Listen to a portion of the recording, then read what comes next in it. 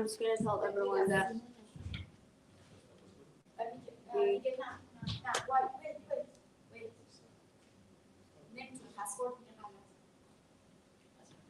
Okay, we're just trying to connect to our Instagram live, and that's why it's taking.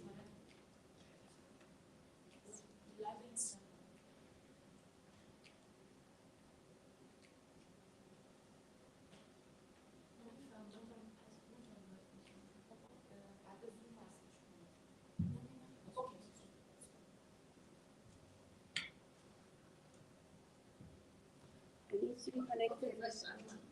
باید به زوم بس بشه وقتی که ویدیوها رو باید بخش. It does need to connect to Zoom. Okay, let's go.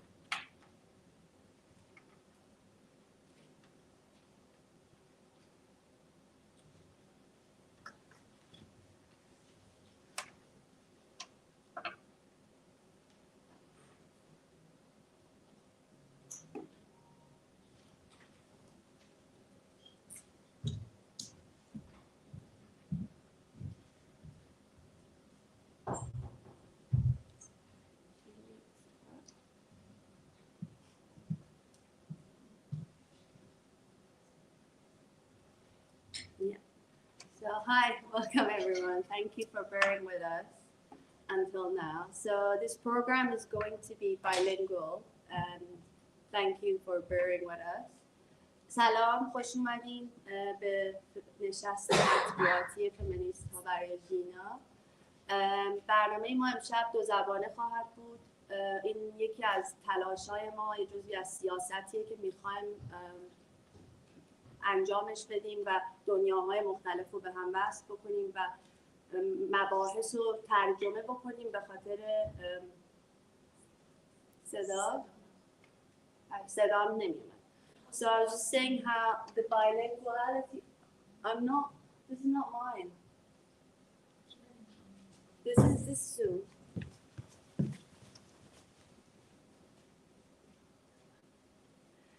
Yeah, so the reason that we're doing this bilingually is actually part of our whole kind of philosophy of trying to connect different worlds and kind of make bridges for true and radical solidarities. اسفند 1357 تاریخ حیاتی و مهمی برای جنبش زنان توی ایرانه. اولا به دلیل تظاهرات وسیع خودخواسته زنان که در پاسخ به دستور خمینی مبنی بر اجباری شدن حجاب برای زنان یا کسانی که دولت اونها رو زن تصور می‌کرد که سهواً یا عمدن 2 روز قبل از روز جهانی زن صادر شده بود هست و دوم به دلیل سازماندهی و جشن عمومی 8 مارس که قبل از انقلاب 1357 توسط دوره پهلوی ممنوع بود. حق پوشش تنها یه نمونه از حقوق سلب شده از زنان و دیگر گروه‌های به حاشیه رانده شده‌ای بود که در انقلاب نقشی حیاتی بازی کرده بودند، اما بعد از پیروزی انقلاب حقشون پایمال شد. اسفند امسال هم قطعاً تاریخ بسیار مهمی برای جنبش زنان ایرانه. در حالی به روز جهانی زن نزدیک میشیم که زنکشی حکومتی جرقه انقلاب فمینیستی پیشرویی رو توی ایران برانگیخته و الهام بخش تصورات جدیدی در مورد مقاومت و مبارزات جنبش‌های آزادی بخش زنان توی سراسر جهان شده. March 1979 is a significant date for the women's movement in Iran. For one thing, because of the women's spontaneous self-organized demonstrations in response to Khomeini's order for hijab to become compulsory for those who the state would perceive as women, which either accidentally or intentionally was issued 2 days prior to International Women's Day. Secondly, because of the organization and public celebration of the 8th of March, which has been banned by the Pahlavi prior to the 1979 revolution. This is just one example of the many rights withdrawn from women and other marginalized groups who had played an essential role in protest against the withdrawn rights of the nation during the period that led to the subsequent revolution in 1979. March 2023 is surely also a significant date for our feminist movements. We approach the International Women's Day in a year that the state femicide sparked a feminist revolution that inspired new imaginations on what resistance looked like for women's struggles and liberation movements around the world. زمان به راستی سیال و غیرخطیه. قتل ژینا امینی در نتیجه دستور زنستیزانه اعمال حجاب اجباری 44 سال بعد جرقه آتش سرکوب شده سالیان سال مبارزه شد. زنان و تنهای غیر باینری کویر به عنوان اصلی ترین سکوی ستم مذهبی و ایدئولوژیک جمهوری اسلامی در اعتراض به استهلاک استقلال بدن خود به خشم اومدند و فریاد تاریخی نه به پدرسالاری، دیکتاتوری متمرکز و استبداد مذهبی ساختاری شیعه رو سر دادند. مطالبه‌ای که در کل جامعه شنیده شد و در حال تکراره و عصر جدیدی از زندگی جمعی سیاسی رو آغاز می‌کنه. ما امروز اینجا ایستادیم تا صدای این عصر جدید از داخل ایران رو طنین انداز کنیم. صداهایی که علیرغم سرکوب‌های سنگین و وحشیانه، علیرغم چشم‌های از دست رفته، گردن‌های به دار آویخته شده، علیرغم همه زخم‌ها و گلوله‌ها و با وجود تمام نفس‌های مسموم همچنان به دفاع از کرامت انسانی می‌ایسته. برای ژیان آزادی. ما خشمگینیم. ما عزاداریم. نمی‌شود شاهد این ظلم و تحقیر غیرقابل تصور بود. در آخرین قسمت از توحش جمهوری اسلامی شاهد ترور شیمیایی بر دختران مدرسه‌ای بوده‌ایم. خشونتی که هنوز قادر به درک آن نیستیم. با این حال همه خانواده‌های قربانیان این فجایع اخیر و همه قربانیان خشونت‌های 44 سال این رژیم خونخوار را به یاد می‌آوریم و به پاس خون به ناحق ریخته شده آنها می‌ایستیم. ما مفتخریم که پیام‌هایی از ایران در همبستگی با این برنامه دریافت کرده‌ایم که اینجا پخش می‌کنیم. ما در حال حاضر شاهد هستیم که دیگر زنان و گروه‌های به حاشیه رانده شده جنسی و جنسیتی، کارگران و مردم به تنگ آمده از فقر و محرومیت، گروه‌های قومی و ملی به حاشیه رانده شده و تحت ستم و نگرانی‌های محیط زیستی تنها صدای نیروهای پیرامونی نیستند، بلکه نبض هر روزه این انقلابند. این نکته باید در ادامه سالها سازماندهی و مبارزه فمینیست‌ها، فعالان سیاسی و اجتماعی، نویسندگان، روزنامه‌نگاران داخل ایران فهمیده بشن. خیلی از این افراد همچنان در بند گرفتارند، بعضی به تازگی آزاد شدند و شما صدای معدودی از آنها در نشست امروز میشنوید.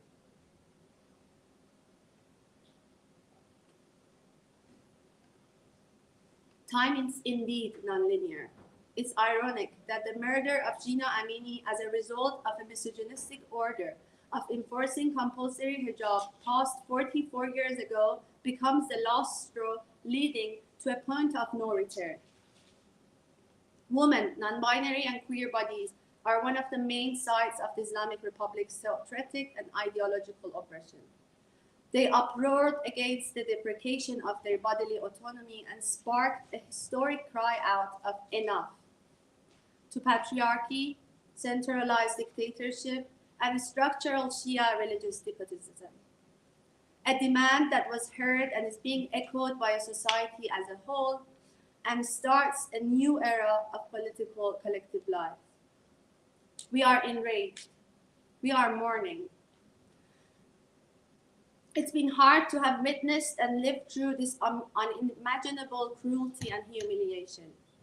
The last episode of Islamic Republic horror sci reality features chemical terrorism on schoolgirls that we have still been unable to fathom.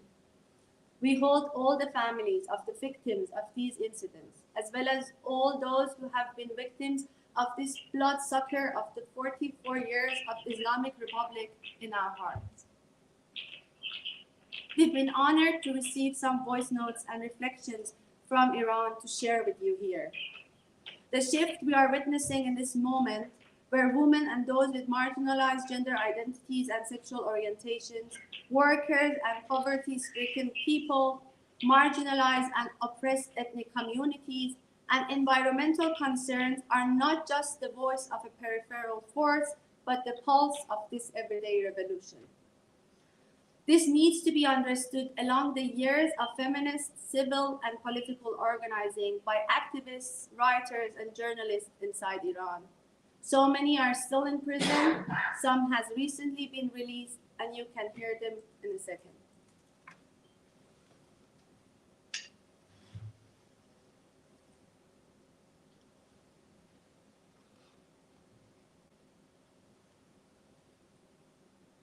Who's gonna play the video?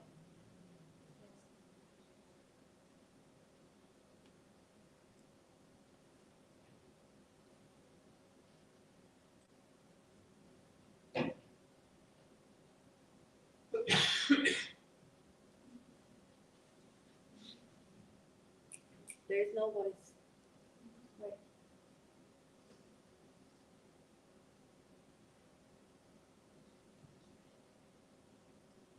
We need to stop this. Because it needs to have the voice now.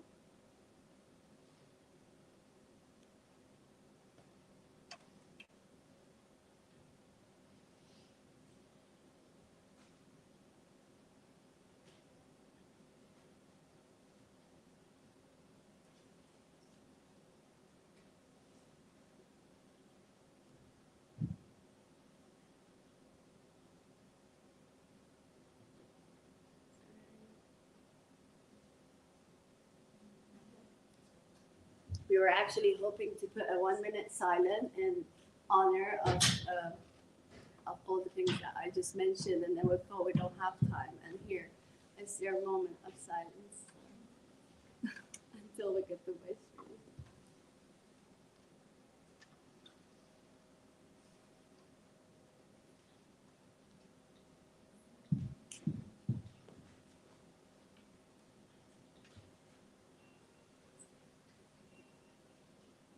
کلیت و به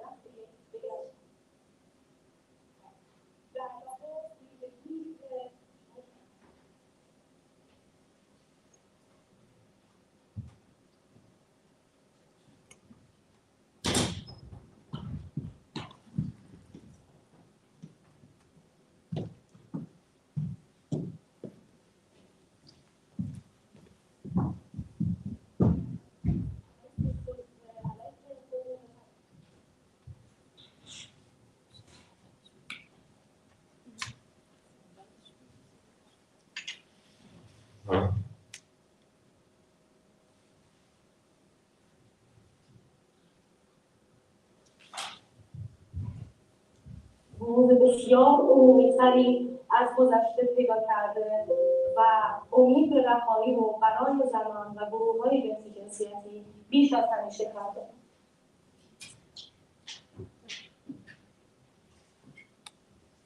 زندان جای عجیبی است.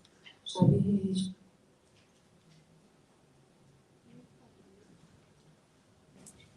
رو به همه کسانی که برای رهایی جنسی جنسیتی مبارزه می‌کنند تبریک میگم.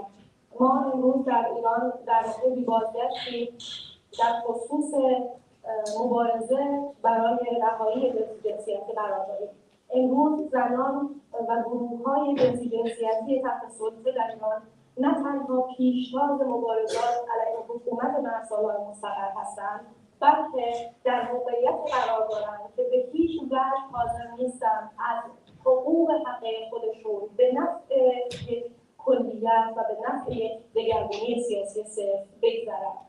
و علاوه ویژگی که مشخصاً در جنبش زن زندگی آزادی بروز پیدا کرده اینه که زنان و گروه‌های جنسی جنسیتی تحت سلطه امروز یاد گرفتند که چطور به صورت روزمره و در دل خود زندگی برای حقشون مبارزه بکنن، برای حق کنترل بر بدنشون، علیه سلطه، علیه حقوق تبعیض‌آمیز و ستم مبارزه بکنن. این رو در خیابان‌ها، در مقابله با نیروهای سرکوب، در مقابله با نهادهای ارتجاعی علیه زنان به پیش میبرند و به صورت روزمره و غیر قابل بازگشت این رو به پیش میبرند. امروز این مبارزات بروز بسیار عمومی‌تری از گذشته پیدا کرده و امید به رهایی و برای زنان و گروه‌های جنسی جنسیتی بیش از همیشه کرده.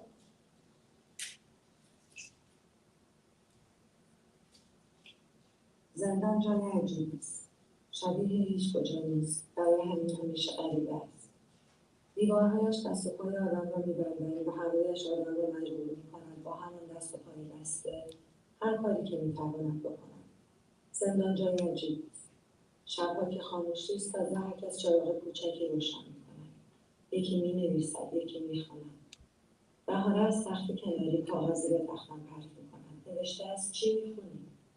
و من کتاب را بالا می‌گیرم تا جلدش را ببینم.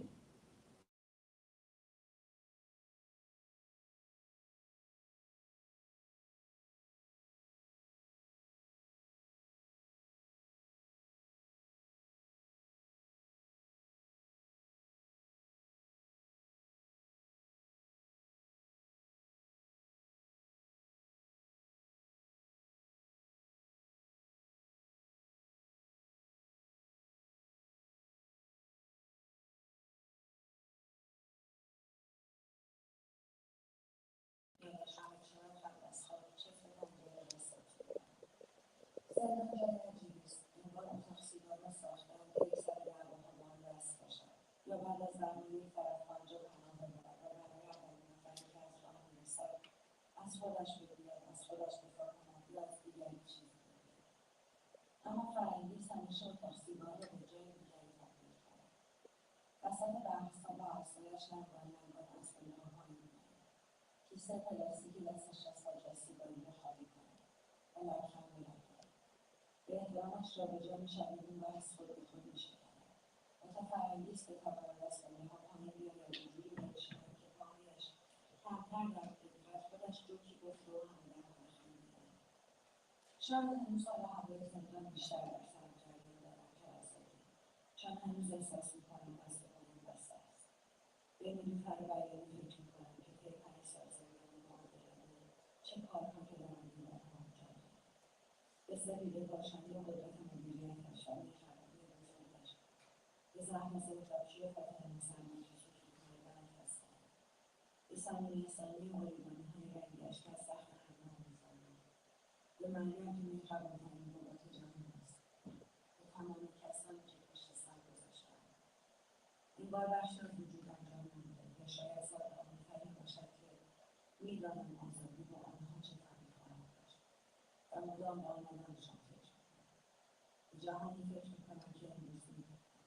به نقشی که می‌توانستم در ساختن جهانی بهتر داشته باشم و به این کارها که با دست و پای بسته اینقدر بزرگند در جهان برادران آزاد چطور هنوز خواهم.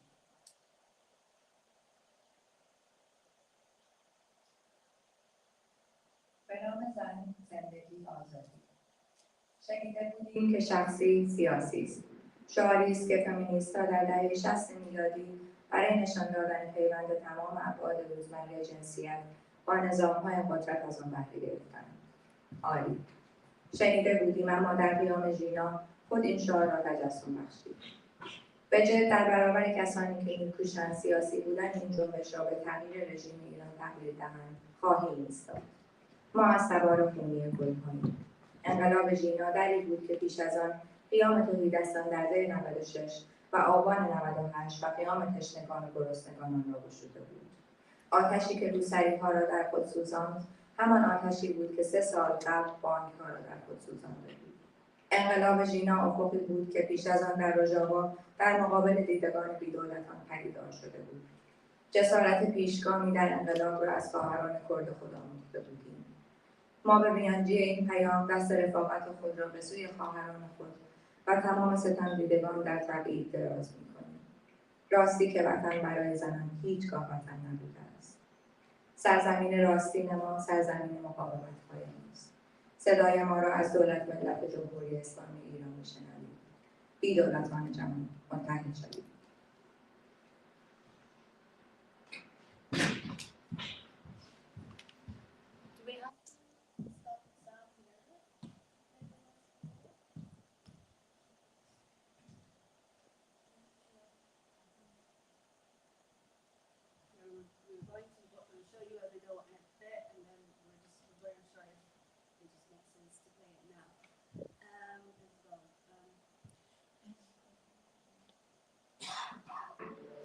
And then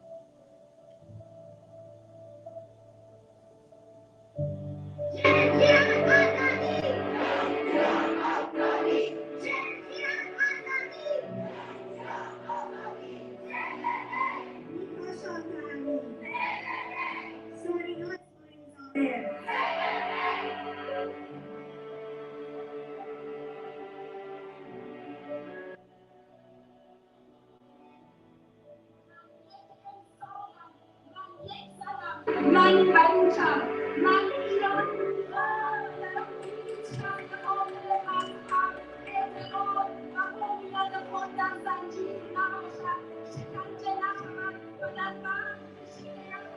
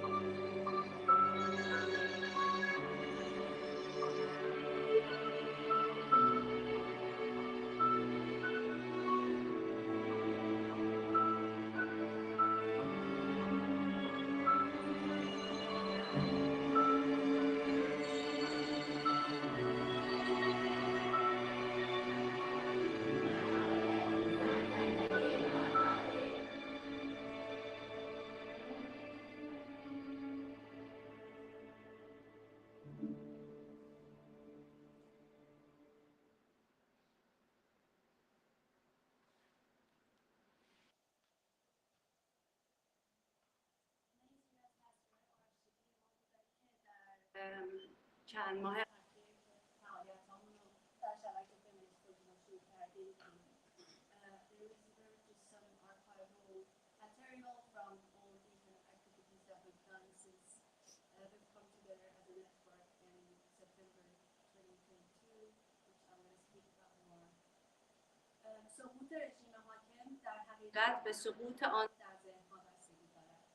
انقلابی که جامعه به دنبال آن است تنها انقلابی سیاسی نیست که روی آن رژیم خودکامه جمهوری اسلامی توسط رژیمی کمی لیبرال دموکرات‌تر جایگزین شود، بلکه انقلابی اجتماعی است که نه تنها ذهنیت فردی انسان‌ها بلکه مهمترین ساختارهای اجتماعی را دچار تغییرات پایه‌ای خواهد کرد.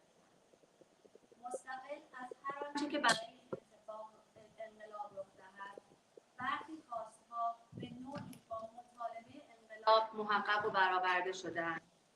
مطالبه انقلاب و پاسخ به آن همزمان و با هم شکل می‌گیرد و از این روز که شبکه فمینیست‌ها برای ژینا را هم به عنوان مطالبه و هم به عنوان پاسخی به شعار مترقی و ایجابی ژیان آزادی که در فلسفه خود پاسخی به سؤال چه می‌خواهیم ارائه می‌دهد معرفی می‌کنیم.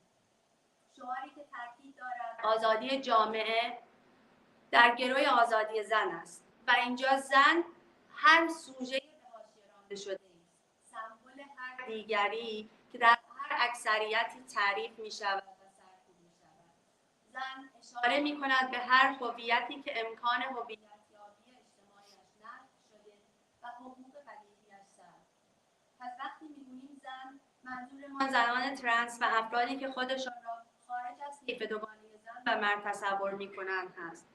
و زندگی یا آزادی به ما یادآور می‌شود که برچیده شدن سرمایه‌داری و ساختارهای استعمارگرایانه نیازمند برچیده شدن پدر، مردسالاری همسو و جنسیتی دگرجنس‌خواهانه است.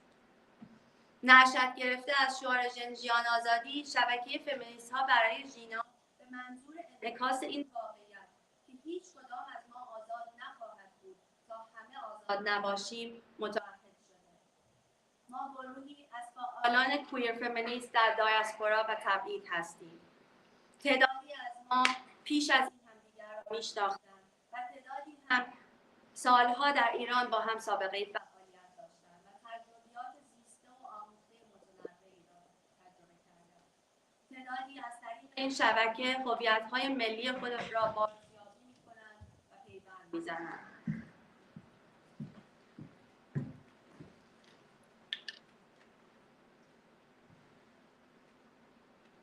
The collapse of the ruling regime's authority in reality is dependent on its collapse in the mind. The revolution that society seeks is not simply a political one in which the autocratic Islamic Republic is displaced by another, say, a more democratic liberal political form.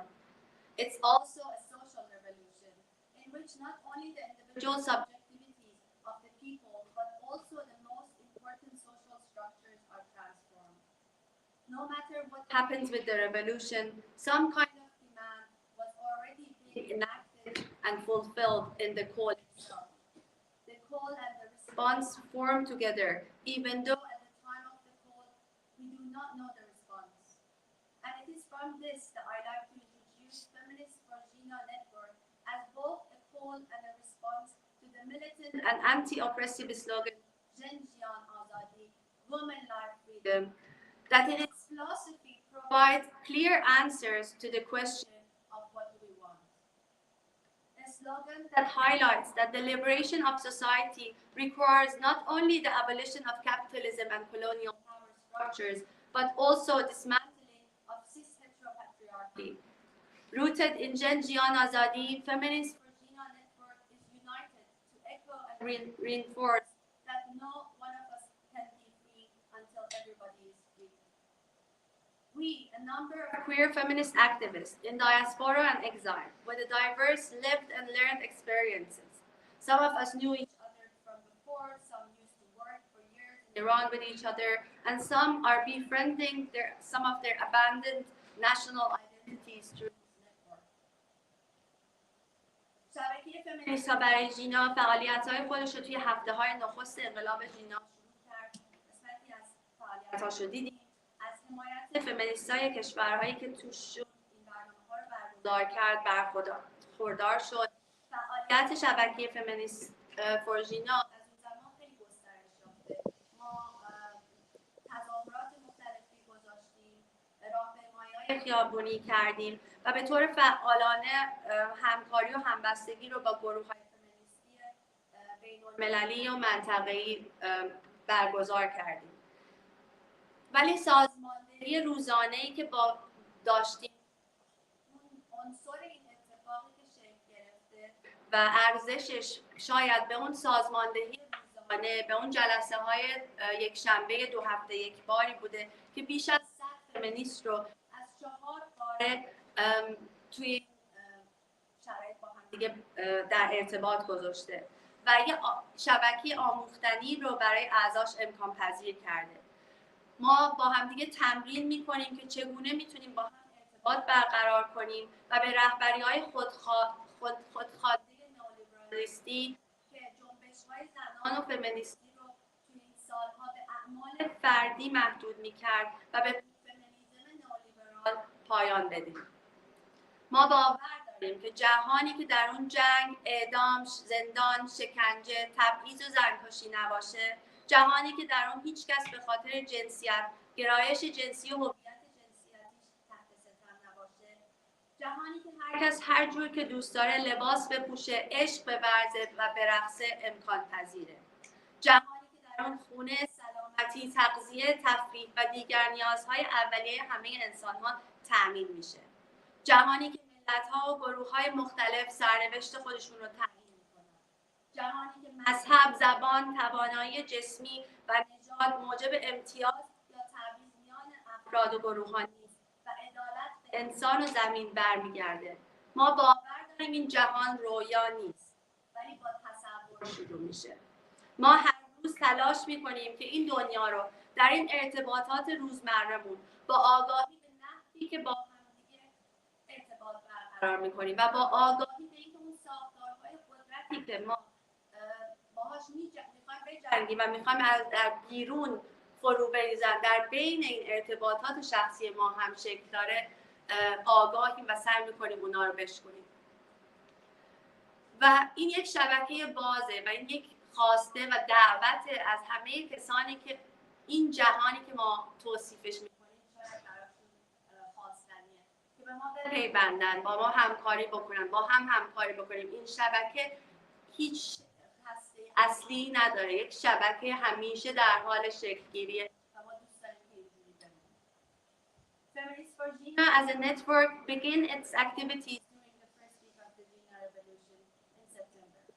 We held simultaneous rallies in 26 cities which were supported by feminists from other countries, and our activities have expanded since then. We have organized street protests and organized panels and film screening, and kind of been in work with collaborating with other transnational feminist groups and other kind of in solidarity with other translocal movements. But the highlight of what this network has achieved is the day-to-day organizing. It's in the bi-weekly kind of Sunday meetings that we have had, in how we have managed to bring more than 100 feminists over 4 continents together. The highlights is in the unlearnings that have made possible, that becomes possible every day for each of us through this work. The unlearnings of how can we relate to each other, by asking ourselves every day that how can we embody an end to a self-proclaimed neoliberal leadership that had been confining women and feminist movements to individual acts and had neoliberalized feminism. We believe that a world where there is no war, execution, prison, torture, discrimination, or femicide is possible. A world where housing, healthcare, food, recreation, and all other basic human needs are provided for everyone is not a utopia. And a world where no one is oppressed because of their sexual or gender identity, and everyone can dress, love, and dance as they desire does not need to be a fantasy. It starts with imagination.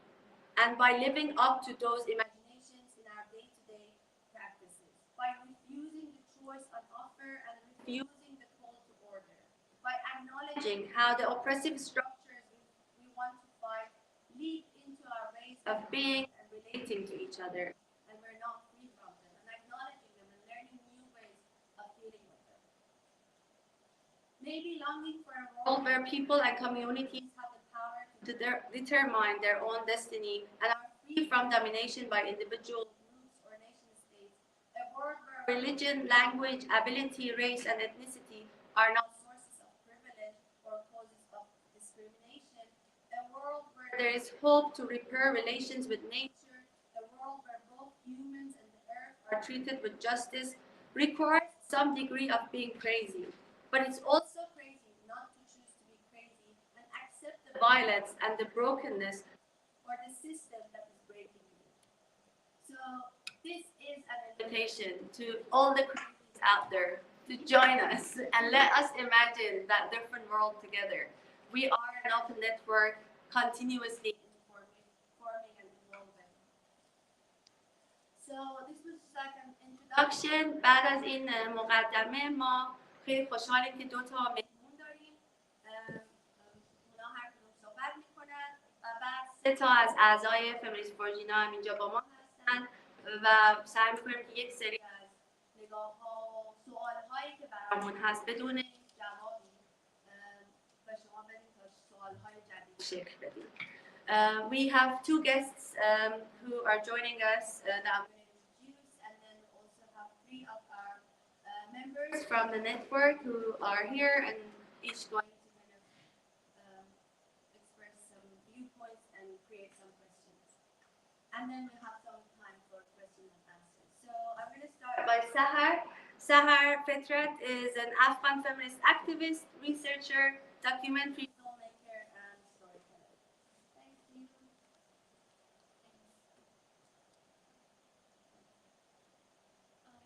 Good evening, comrades, allies, people with hearts beating for freedom. I'm an Afghan feminist activist. I'm here tonight to celebrate the raging spirits of our sisters in Iran and Afghanistan, those who risk their lives for justice and freedom, resisting oppressive rulers and regimes. This International Women's Day, my heart goes out to Afghan girls, teenage girls longing to return to school for 533 days, and to the brave schoolgirls in Iran who taught us that bravery has no age limit, nor any physical or geographical location. My heart goes out to schoolgirls in Iran who are in hospitals instead of classrooms these days. In Afghanistan, since the Taliban took power in August 2021, women's resistance and grassroots women-led movements have been the most visible and vocal civic opposition to the Taliban to this day. Women continue to risk their lives daily to advocate for the human rights of all Afghans. Chanting bread, work, freedom, the women protesters have demanded dignity, equality, and justice, not only for women and girls, but all humans in Afghanistan. In fact, earlier today, women protested outside Kabul University as the new academic year is about to begin or has already begun, only for male students. Women in Iran and Afghanistan are dealing with rulers who have the longest commute from their heads to their hearts, as the queer writer and poet Andrea Gibson would say. While there are countless rollbacks and losses to count and to remember, I'm here to highlight our power, our voice, our collective fight for freedom and hope. Women and marginalized communities who continue to champion women life freedom in Iran and breathwork freedom in Afghanistan have given us hope and goosebumps amid despair. They have inspired us, inspired movements, dialogues, and unity in diasporas. They have taught us much about courage and different forms of resistance. Today, we celebrate them, we acknowledge their bravery, and we stand with them and each other, and we hold hands and we move forward together. Despite the ongoing tyranny in our countries, it's been inspiring to see the people of Afghanistan and Iran slowly coming to a more common understanding of how oppression works, how state-led misogyny works, towards an understanding that all the oppression we face is interconnected, and our oppressors share much more than we actually know. So this International Women's Day made me take a moment to reflect on our region and the enormous potential laid there. Made me understand the power in our diverse cultures, shared languages, and the geopolitical possibilities and limitations. May we hear and learn from women in our region and in our countries. Today is an important day. Feminist for ژینا has brought us together to share, celebrate, grieve, and strategize together. Taking such an intersectional approach is perhaps new and radical in our region. And it can be liberating if we make it an everyday practice. This is a great day, this is a new beginning, and this moment is about hope. So for ژینا Amini, may you rest in power, may you rest in peace, knowing we resist and we continue to resist in rage and grief and in your name.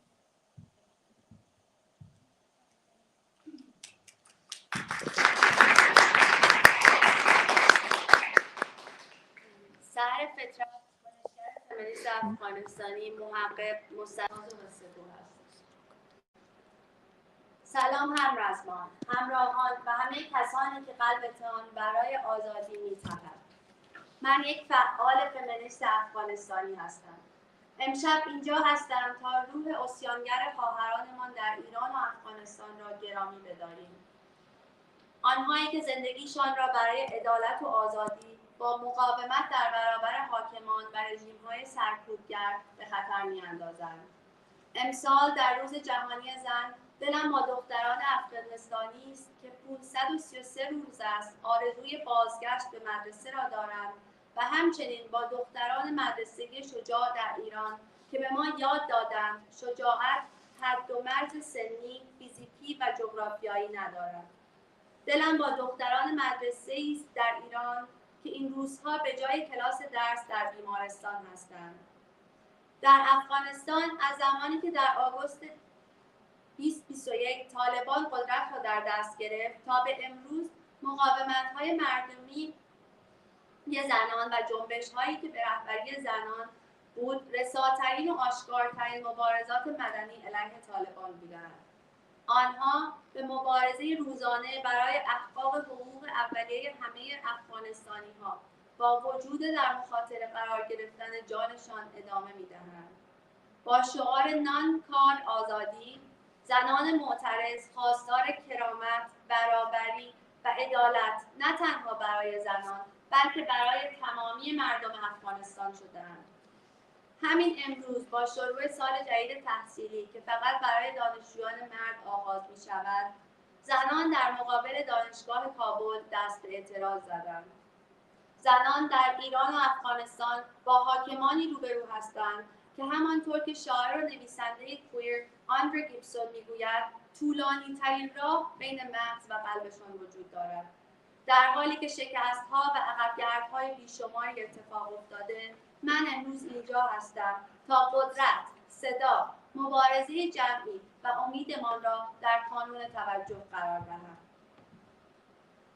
زنان و اقشار به حاشیه رانده شده که در ایران با شعار زن زندگی آزادی و در افغانستان با شعار نان کار آزادی به مبارزه ادامه می‌دهند، در میان ناامیدی به جنبش‌های امید و انگیزه می‌دهند و به ما و به گفتگو و همبستگی در میانه جامعه مهاجرین الهام می‌بخشند. آنها به ما درباره شجاعت بسیار می‌آموزند. امروز ما آنها را گرامی می‌داریم، شجاعتشان را اذعان می‌کنیم و در کنار آنها و یکدیگر می‌ایستیم، دست‌های هم را می‌گیریم و به جلو می‌رویم. با وجود ظلم و ستم در کشورهایمان، بسیار امیدبخش است مشاهده آگاه شدن تدریجی مردم ایران و افغانستان از ستم و زنستیزی حکومتی و آگاهی از اینکه ستمی که ما با آن مواجهیم در هم تنیده است و این ستمگران بیش از آنچه فکر می‌کردیم با هم اشتراک دارند. در روز جهانی زن بیایید لحظه‌ای به منطقه‌مان و پتانسیل عظیمی که در آنجا نهفته است فکر کنیم و قدرت فرهنگ‌های مختلف، زبان‌های مشترک و حدود و توانایی‌های ژئوپلیتیکمان را درک کنیم. صدای زنان منطقه‌مان را بشنویم و از آنها یاد بگیریم. امروز فمینیست‌ها برای ژینا ما را برای به اشتراک گذاشتن، گرامی داشتن و استراتژی مشترک ایجاد کردن در کنار هم جمع کردند. چنین رویکرد اینترسکشنالی در منطقه ما حرکتی رادیکال است و اگر به تمرین روزانه ما بدل شود می‌تواند رهایی بخش باشد. این یک آغاز بزرگ است. این لحظه پر از امید است. ژینا امینی، یادت گرامی باد. ما به نام تو و با خشم و به غم به مقاومت ادامه می‌دهیم. Next we'll have Elif Sarjan, who is a Kurdish women movement activist, writer, and anthropologist. I believe she's here with us from Pakistan today. Yeah, the floor is yours, Elif. Thank you so much. Thank you for the introduction. I want to begin by just remembering everyone affected by the recent horrific earthquake in Kurdistan, Syria, and Turkey. I can't even begin to imagine what it's like, of course, to be there, but also I can't even begin to explain the level of neglect, particularly areas where ethnic and faith minorities are based, which is the epicenter of the earthquake. I also want to remember on this International Women's Day occasion those who have been resisting for many, many decades and centuries before us and who continue to do so in the dungeons of fascist states, in the mountains, on the streets. And I also want to particularly pay my respects to the sacrifice of ژینا Amini, Sakine Cansız, Leyla Şailemez, Fidan Doğan, who were brutally assassinated by Turkish intelligence in the center of Paris 10 years ago. Nagahan Akarsel, who was assassinated in Süleymaniye in South Kurdistan just in October, and Evin Goyi, who was brutally murdered in the center of Paris yet again in December.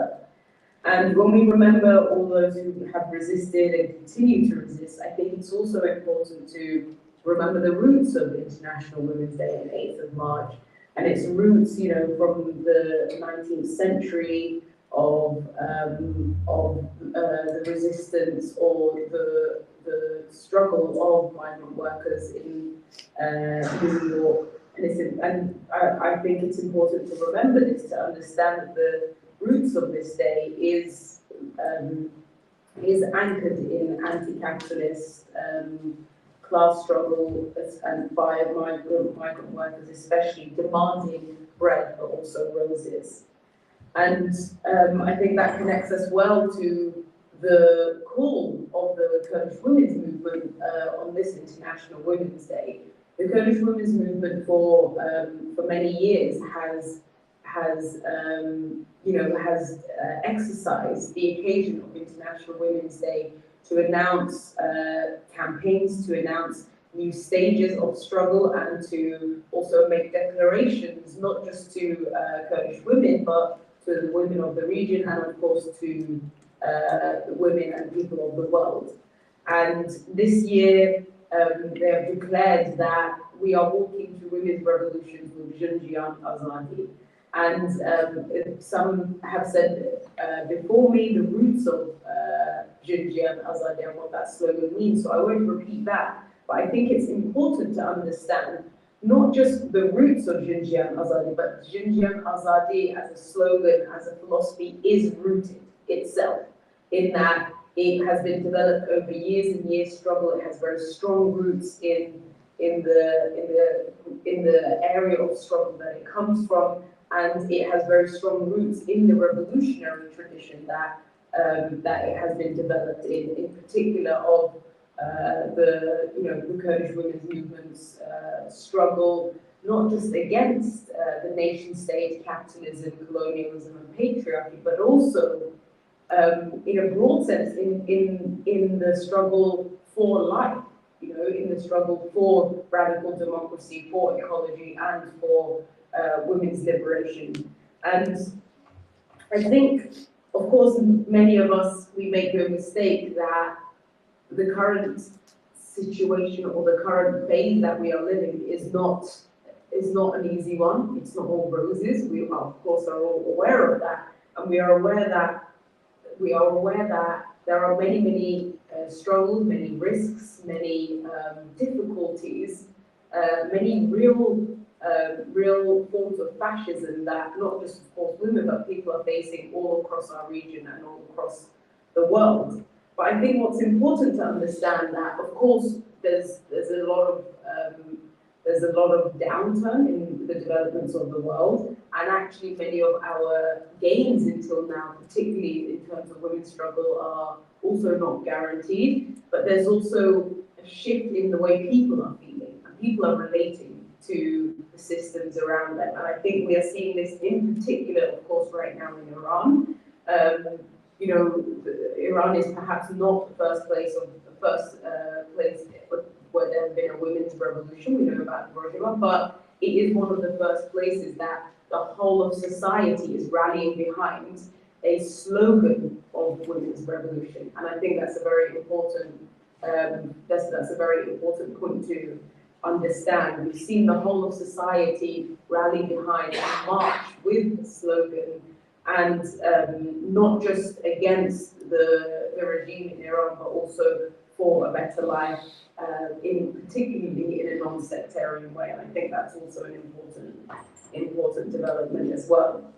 And I think what we see, or the unfoldings around the world, what we see is that it demonstrates the strengthening of the likelihood, particularly as the Kurdish women's movement has declared, that the 21st century will be a century of women's revolutions. And I mean that in a plural sense. So not just one revolution, not just a destination, not just an event, but many women's revolutions, in that we rally behind an alternative and a new and more beautiful world. And this is, of course, from Abiy Yala.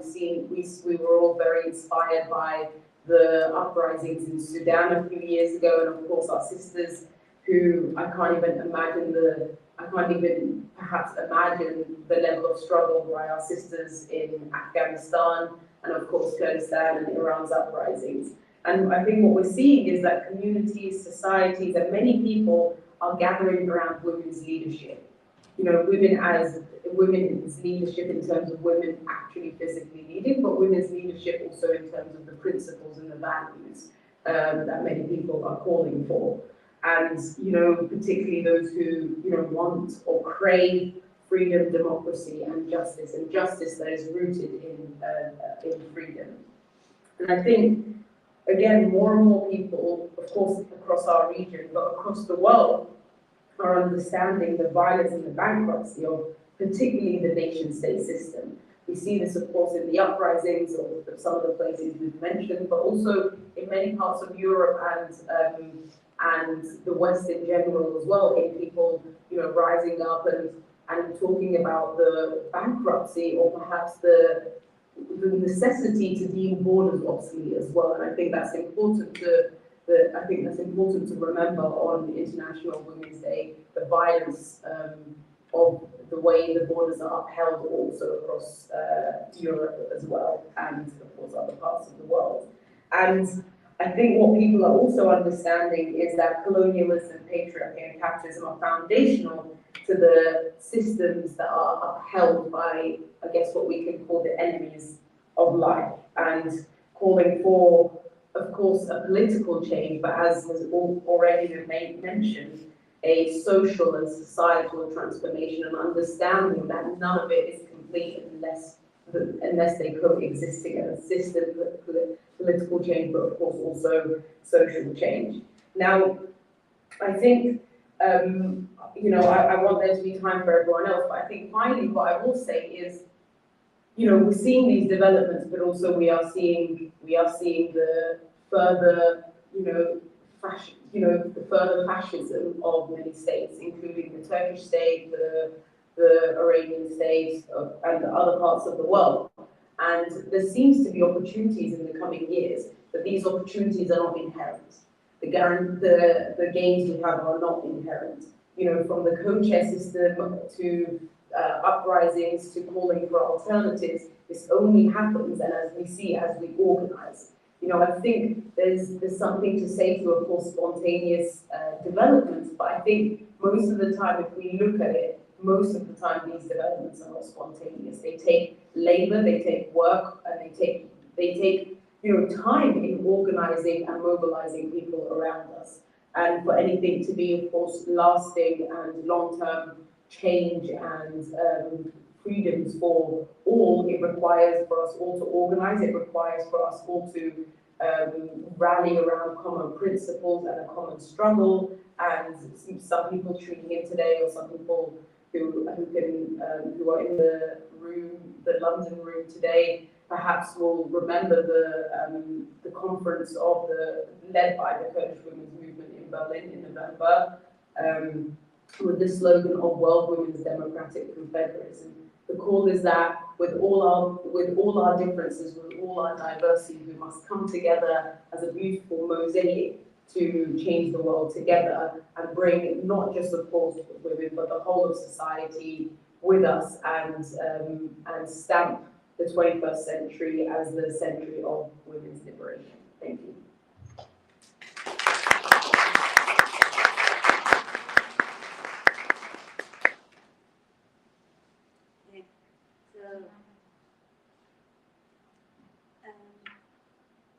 You need to bear with me. الیف سرجان که فعال زنان کرد هستم و نویسنده و انسانشناس. یادآوری کردن و شروع کردن با یادآوری کسایی که از زلزله تحت تاثیر قرار گرفتن، زلزله‌ای که الان توی ترکیه و کردستان بوده و واقعا اون ضربه‌ای که زده به یه سری از این جوامع غیر قابل تصوره و بیشتر از غیر قابل تصورتر از اون هم بی‌توجهی کسایی هست، بی‌توجهی اون کسایی توی قدرت هستن که به این افراد توجه نمی‌کنن. امسال روز زن رو شروع می‌کنم با شعار زن زندگی آزادی. من نمی‌خوام دوباره تاریخ شعار زن زندگی آزادی رو از اول بگم چون که قبلا گفته شد. بیشتر ما می‌دونیم که شرایطی که توی زندگی می‌کنیم راحت نیست و سختی‌های زیادی هست و انواع مختلفی از سرکوب سر تا سر اون منطقه رو شکل داده و بیشتر اینها مختص زنان هستن. ولی تغییراتی داره اتفاق میفته توی همه جای دنیا، مخصوصا ایران، و جوامع دارن میفهمن که این سختی‌ها بی که میکشن و دارن پشت شعار زن زندگی آزادی اگر یک صدا بشن میتونن با اونا مبارزه بکنن. توی ایران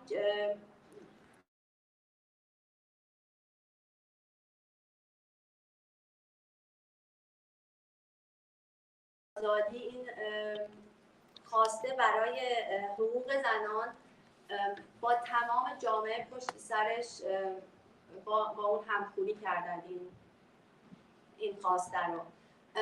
و چیز دیگه ای که قابل توجهه این که شعار زن زندگی آزادی دنبال زندگی هم هست. فقط جنگی بر ضد استعمار ملت ها نیستش، فقط جنگی برای برچینی مرد سالاری نیستش، بلکه به دنبال خود زندگی هم هستش. ما داریم میبینیم که جای مختلف توی سوریه، ترکیه، افغانستان و البته ایران آدم ها حال خوبی هم ندارن و این برای همین باید به اون دنیای متفاوتی فکر کنیم که این حال خوب رو، اون فریاد زندگی رو برای ما در بیاره. شاید دیگه این که بود حرف از این شد که این قرن پر از انقلاب‌های فمینیستی متفاوتی بوده.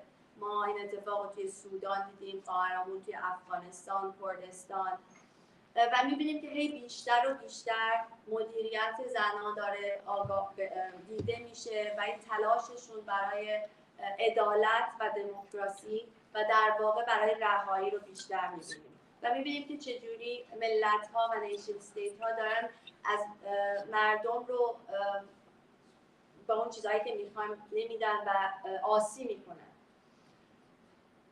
نکته دیگه‌ای که باید توجه بکنیم نقش مرزهای توی اروپا، نقش اون وایلنس، اون خشونتی که مرزهای اروپا و جای دیگه دنیا با و نقشی که ایجاد میکنن برای اتفاقایی که توی منطقه خاورمیانه میفته باشه و باید به اینم آگاه باشیم. ما میدونیم که تغییر سیاسی و اجتماعی باید دست در دست هم شکل بده. میدونیم که این تمام این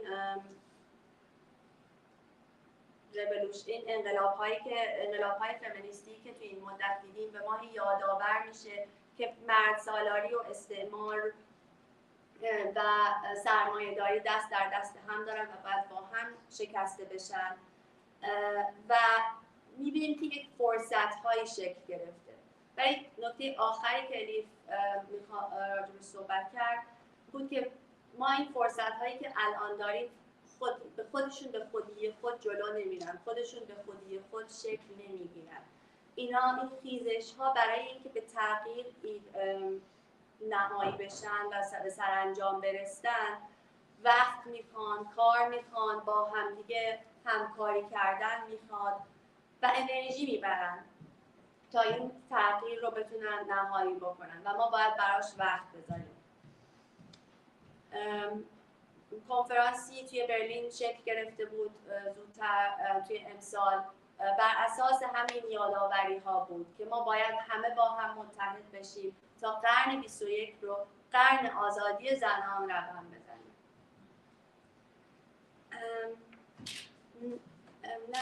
الان ما هاژین بخاری رو داریم از یکی از بچه‌های فمینیست فور ژینا، زنانی که در فمینیست فور ژینا ما هستن، کنشگر فمینیست، پژوهشگر و مدرس و مهمان دانشگاه. سلام حاجی. سلام بچه جان، سلام به همگی.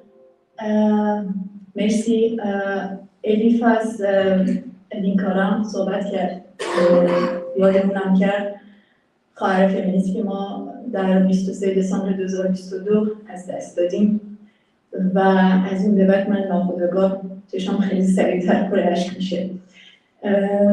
خواهری که تا آخرین لحظات زندگیش در واقع با قلبش با انقلاب ژینا بود و در این راه از هیچ کمکی دریغ نکرد.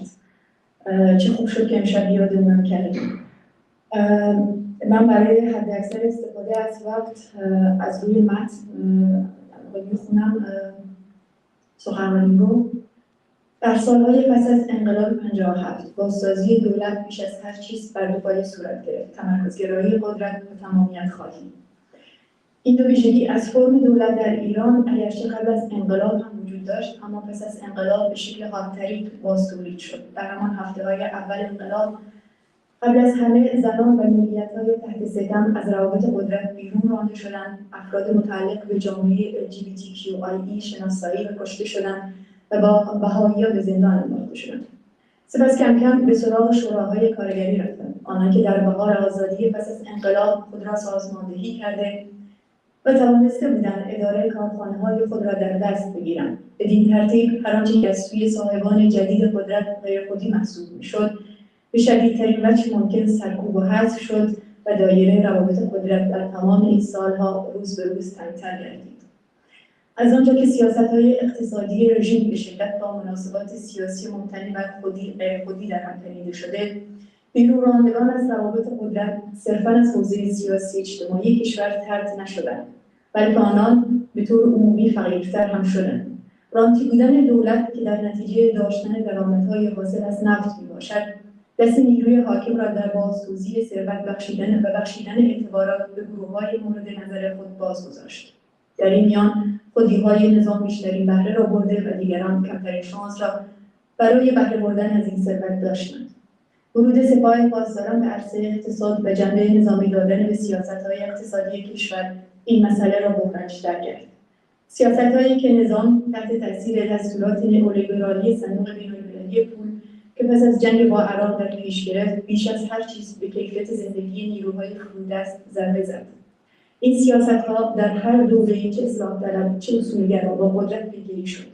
در نتیجه سیستم آموزشی که قبلا رایگان بود پولی شد. هزینه‌های بهداشت و درمان بیش از پیش بالا رفته و دور از دسترس قرار گرفت. با بازسازی در قوانین مربوط به کار، عملاً کارگر از هر نوع پشتیبانی قانونی در برابر کارفرما محروم گردید و قراردادهای دائمی به مرور زمان حذف شدند. قیمت زمین سر به فلک کشید و خانه‌دار شدن به رویایی برای فرودستان تبدیل شد. تورم و میزان بیکاری قدرت خرید مردم را اکنون لحظه به لحظه پایین می‌آورد.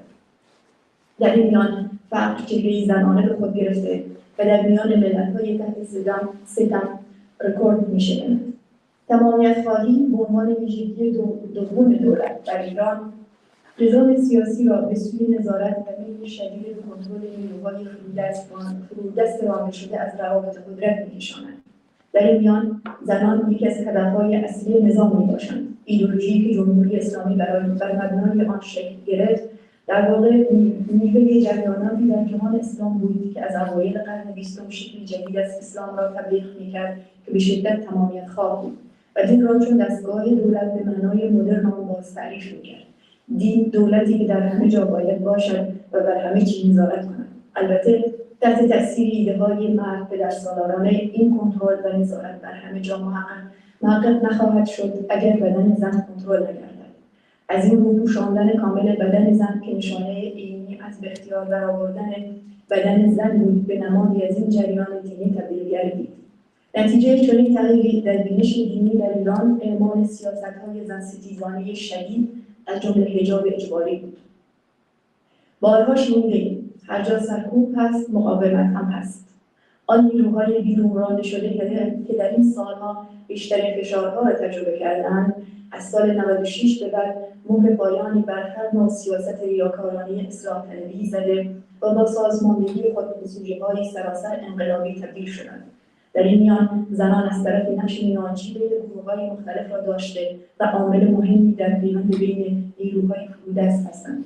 از طرفی خیزش انقلابی را رهبری می‌کنند به طوری که در 98 نیروهای سرکوب آشکارا اذعان کردند که رهبری خیزش‌ها در دست زنان است.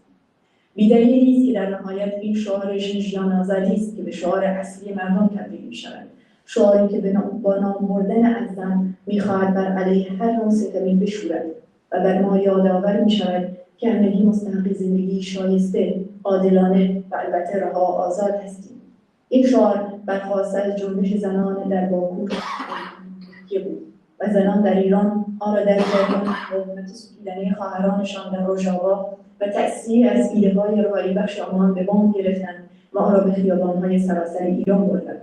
شعاری که 12 سال پیش شیرین علم‌پوری، زندانی سیاسی اعدام شده کرد بر روی دیوار زندانش در تهران نوشته بود.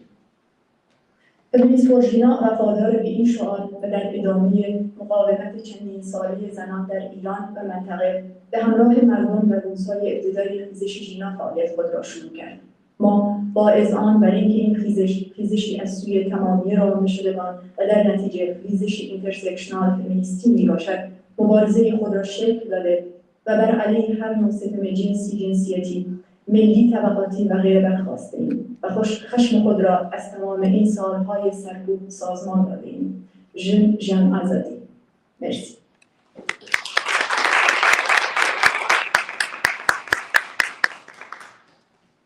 ژیان برای feminist activist, researcher, guest lecturer. The post-revolutionary government in Iran was founded on two pillars: absolute centralization of power and authoritarianism. Two principles that had been present in revolutionary Iran, however, more stringently reproduced after 1979. In the weeks following the revolution, women and non-Fars ethnicities were ousted from positions of power, LGBTQ+ members were targeted and killed, and Baha'is were persecuted and imprisoned. Their next target was the destruction of workers' unions, which following the revolution had organized themselves in the period known as the Spring of Freedom to take control of their factories. Any opposition to the ruling power was harshly suppressed and eventually snuffed out, resulting in a narrower scope of those with authority. Since the Islamic regime's economy is based on nepotism and exclusion, those who were expelled from relations of power were not only expelled from the political and social realm, but were also made financially worse off.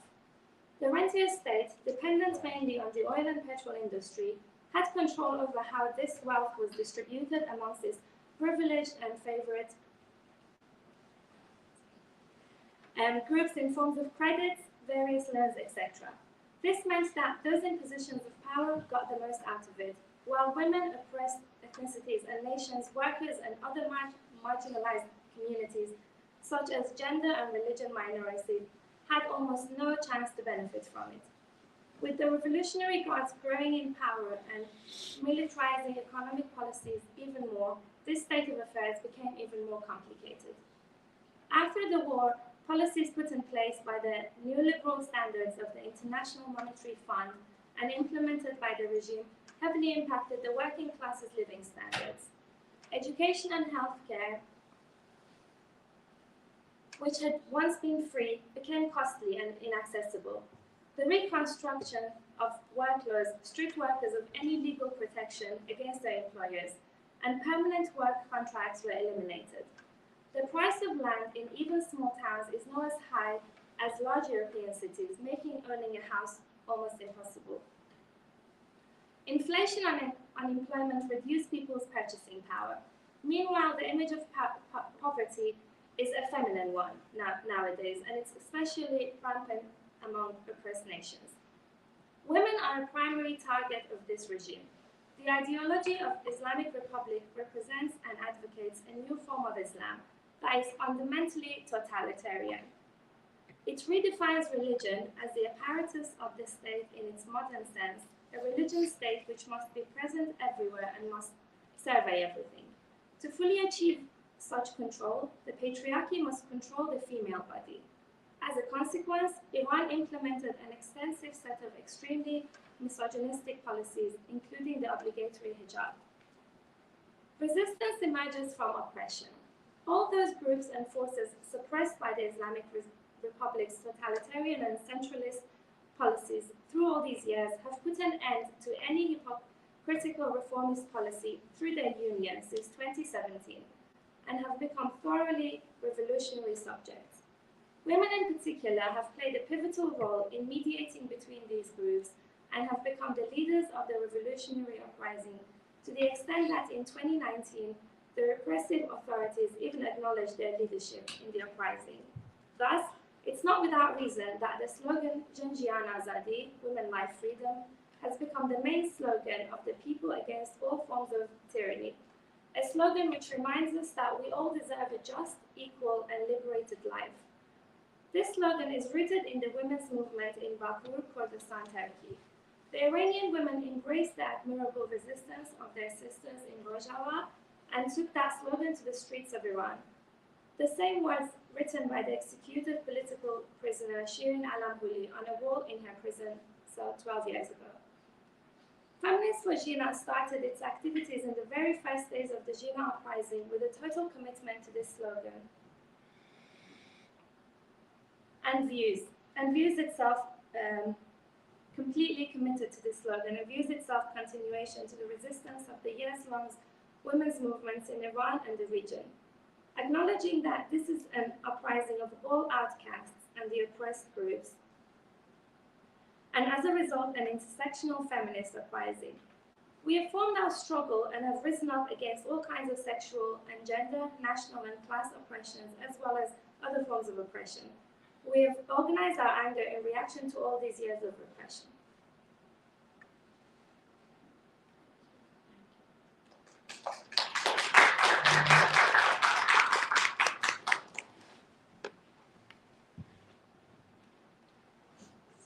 ما یک مهمان عزیز دیگه هم داشتیم که نتونست با ما باشه، متاسفانه پرستو فروهر که مطمئنم اکثر شما هم میشناسینشون، هنرمند و فعال دادخواه حقوق بشر و نمیتونستن با ما باشن، به جاش این طرح بسیار زیبا رو برای ما فرستادن.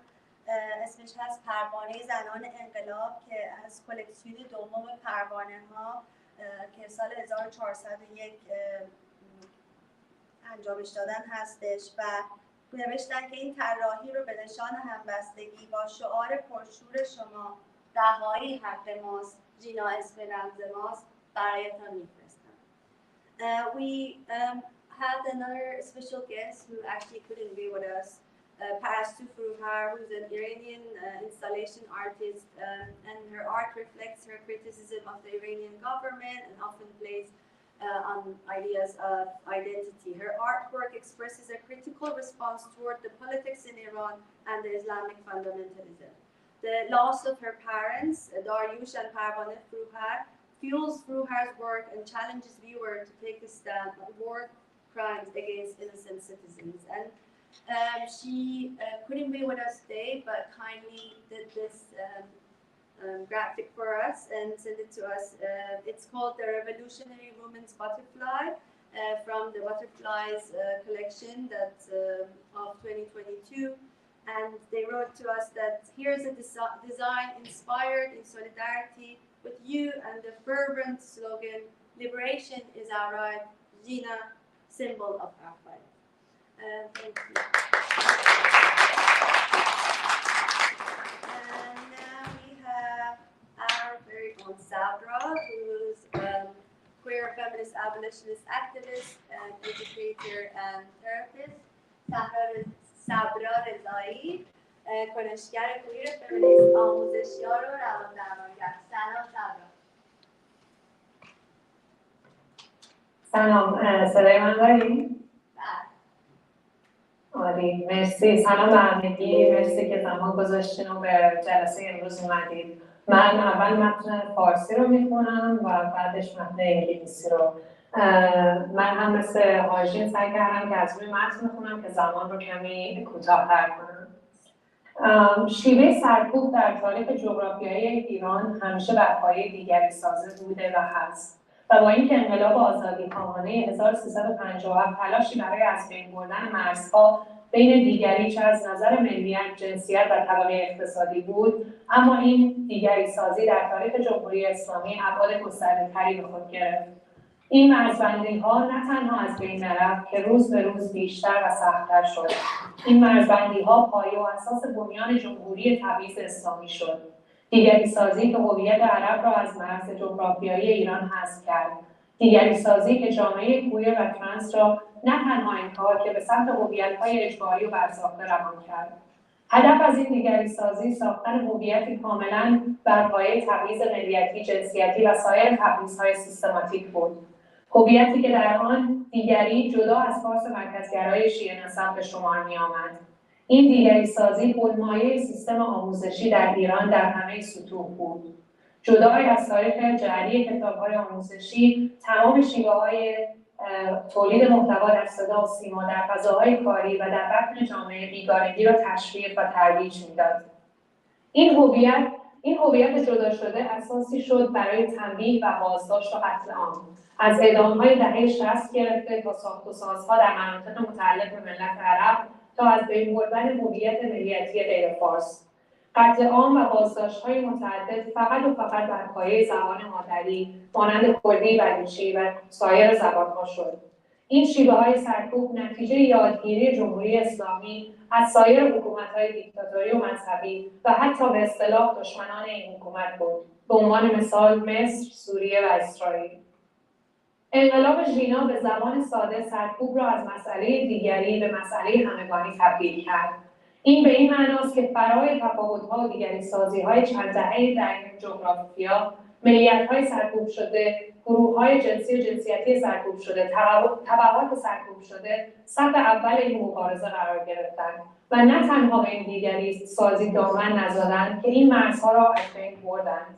زمانی که کردستان و بلوچستان به خیابان‌ها آمدند و برای سایر نقاط ایران، مخصوصا مناطق فارس که در تاریخ تجربه سرکوب کمتری از دیگران داشتند، شعار دادند و حمایت کردند. فریاد کردستان، گورستان فاشیستان در بلوچستان طنین انداز شد و جمعه‌های زاهدان زبان‌زد مردم کردستان شد. با اینکه باز هم فارس مرکزگرا در مقایسه با سایر ملیت‌ها هزینه کمتری را تا به اینجا پرداخت کرد، باعث دلسردی باقی مناطق نشد. زیرا که طعم دهه‌ها چشیدن تبعیض و سرکوب در زنان، ملیت‌های گوناگون و جامعه کویر و ترنس این گروه‌ها رو بیشتر با هم متحد کرد. این اتحاد درونی زمینه‌ساز بیرون آمدن گروه‌های همچون زنان بلوچ، کویرهای کردستان و گروه‌های کارگری مناطق سرکوب شده ایران شد. این اتحاد طبقه ستمدیده مشتی محکم بر تئوری دیگری‌سازی جمهوری اسلامی شد. حکومتی که آنچنان در این نگاه غرق شده است که مردمانش حتی دور از این جغرافیا و به دور از فشارهای حکومتی باز هم دیگری بودن را فریاد می‌زنند. اما کیست که نداند رنج ممکن است تا جای انسان‌ها را از هم دور کند، ولی در تاریخ این همان رنج و مقاومت است که مردم را دست به دست هم و در حمایت از یکدیگر به پیروزی می‌رسانند. به عنوان کسی که اعتقاد به آموزش انتقادی برای از بین بردن ستم‌های سیستماتیک دارم، چشم‌انداز ایران را اینگونه می‌بینم: جامعه‌ای که در آن تمایزات طبقاتی، جنسیتی و ملی نباشد، روابط اقتصادی سرمایه‌دارانه مذهبی شده نظامی امنیتی شده، مردم‌پدرسالارانه و فاسد که تمایزات طبقاتی، جنسیتی و ملی را تولید و بازتولید می‌کند برچیده شود. روابط اجتماعی مبتنی بر ستم، استثمار، سرکوب، خرافات و دینمداری همگی برچیده شود. افکار مذهبی، زنستیز، برتری‌جویی ملی زبانی که تمام روابط قدرت را محافظت کرده، تولید و بازتولید می‌کند برچیده شود. نهادهای سیاسی، ایدئولوژیک، امنیتی از کل نظام‌های آموزشی برچیده شود. در تمام سطوح آموزشی محتوای غیرعلمی، خرافات مذهبی مردسالارانه، زنستیز، هوموفوبیک و محتوای شوونیستی فارس و برتری‌جویی ملی باید حذف شود. آپارتاید جنسی از کلیه عرصه‌های آموزشی باید حذف شود. نهادهای آموزشی با تکیه بر شوراهای معلمین، شورای والدین، دانش آموختگان، دانش‌پژوهان و کارمندان اداره شود. این روش مشارکتی علاوه بر حذف سلطه دولت بر نهادهای آموزش، رابطه استبدادی معلم و شاگرد و اقتدار مطلق معلم و مدیر بر شاگردان را منتفی می‌کنند. حق تحصیل برای هر کسی با هر عقیده آزاد باشد. این امکانات شامل فرزندان مهاجر و پناهندگان هم می‌شود. محتوای آموزشی باید بر پایه پرورش و رشد بینش انتقادی و روح جستجوگری و پرسشگری، شناخت عمیق از واقعیت‌های مادی تاریخی جامعه و روابط انسانی باشد.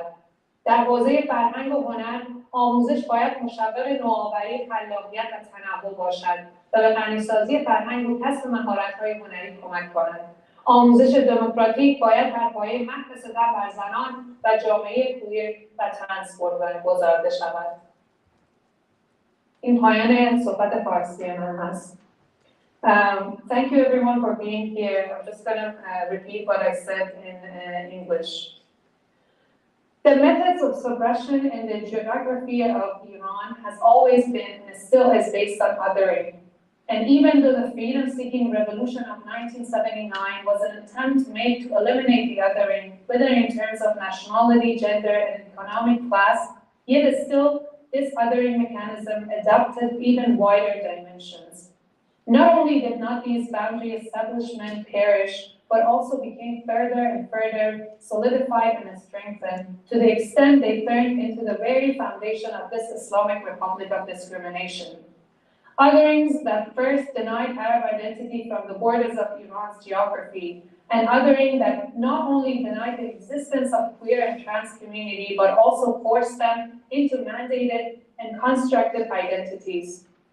The aim of such identity-based othering was entirely founded on national, sexual, and other forms of systematic discrimination, an identity for which the other was anything excluded from the Shia, Farsi-speaking, and centralist one. Such othering logic was the recurrent theme of the educational system in Iran at all levels.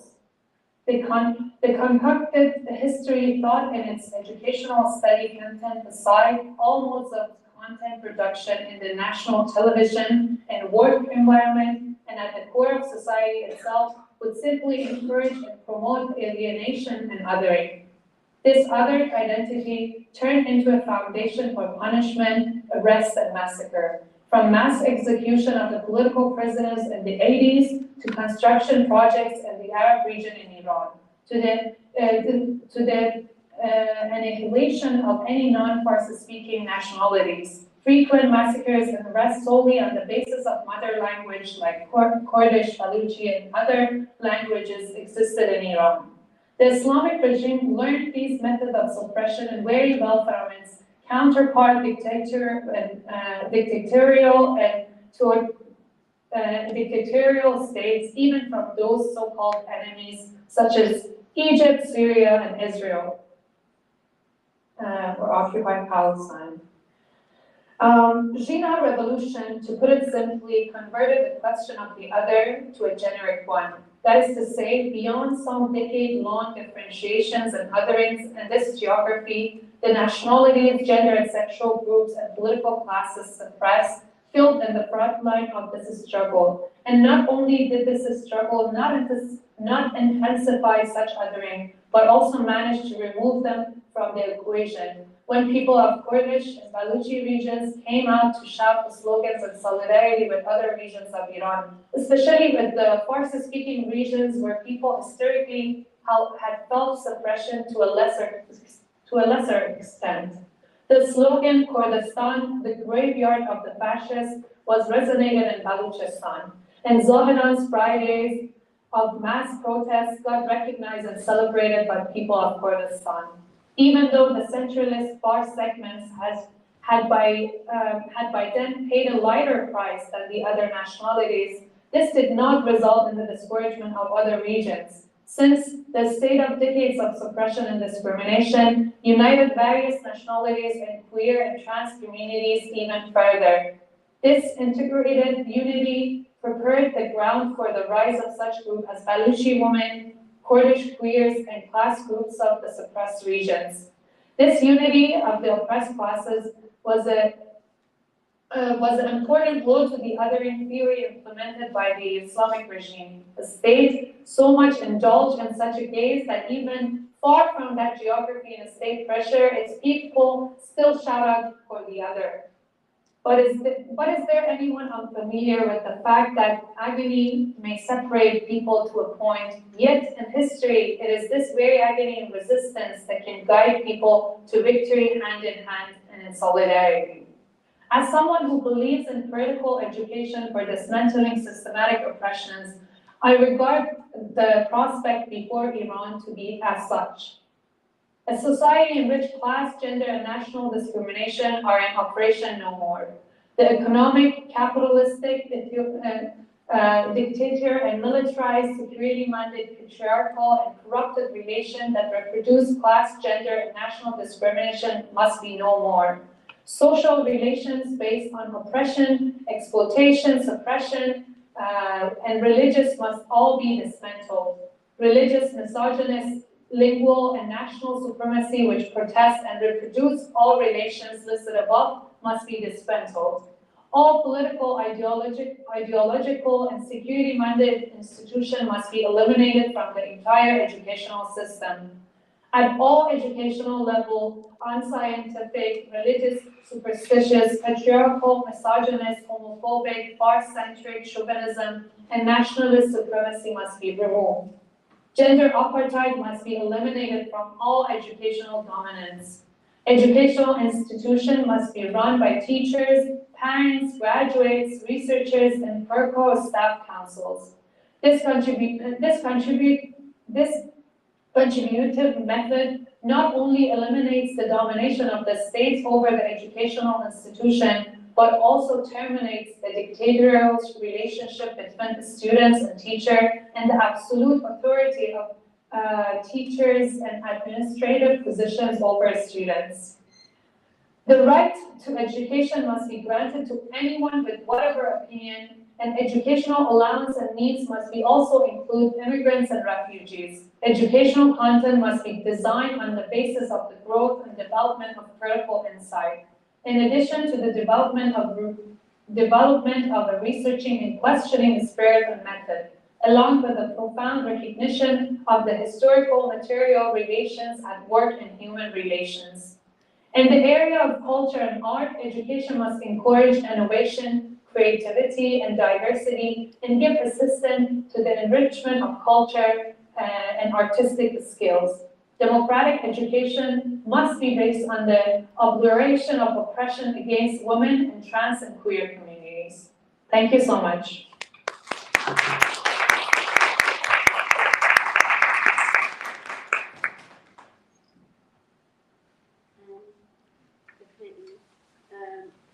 Last but not least, we have Pervin Erdalan. Pervin Erdalan البته کنشگر فمینیست، نویسنده، روزنامه‌نگار و برنده جایزه اوکام.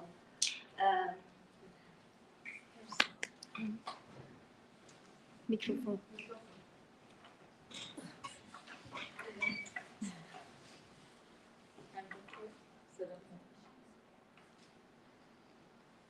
از قتل حکومت ژینا امیری و خیزش و خروش پس از آن همان انقلاب ژینا یا انقلاب در حال ساختن زن زندگی آزادی تنها 7 ماه می‌گذرد.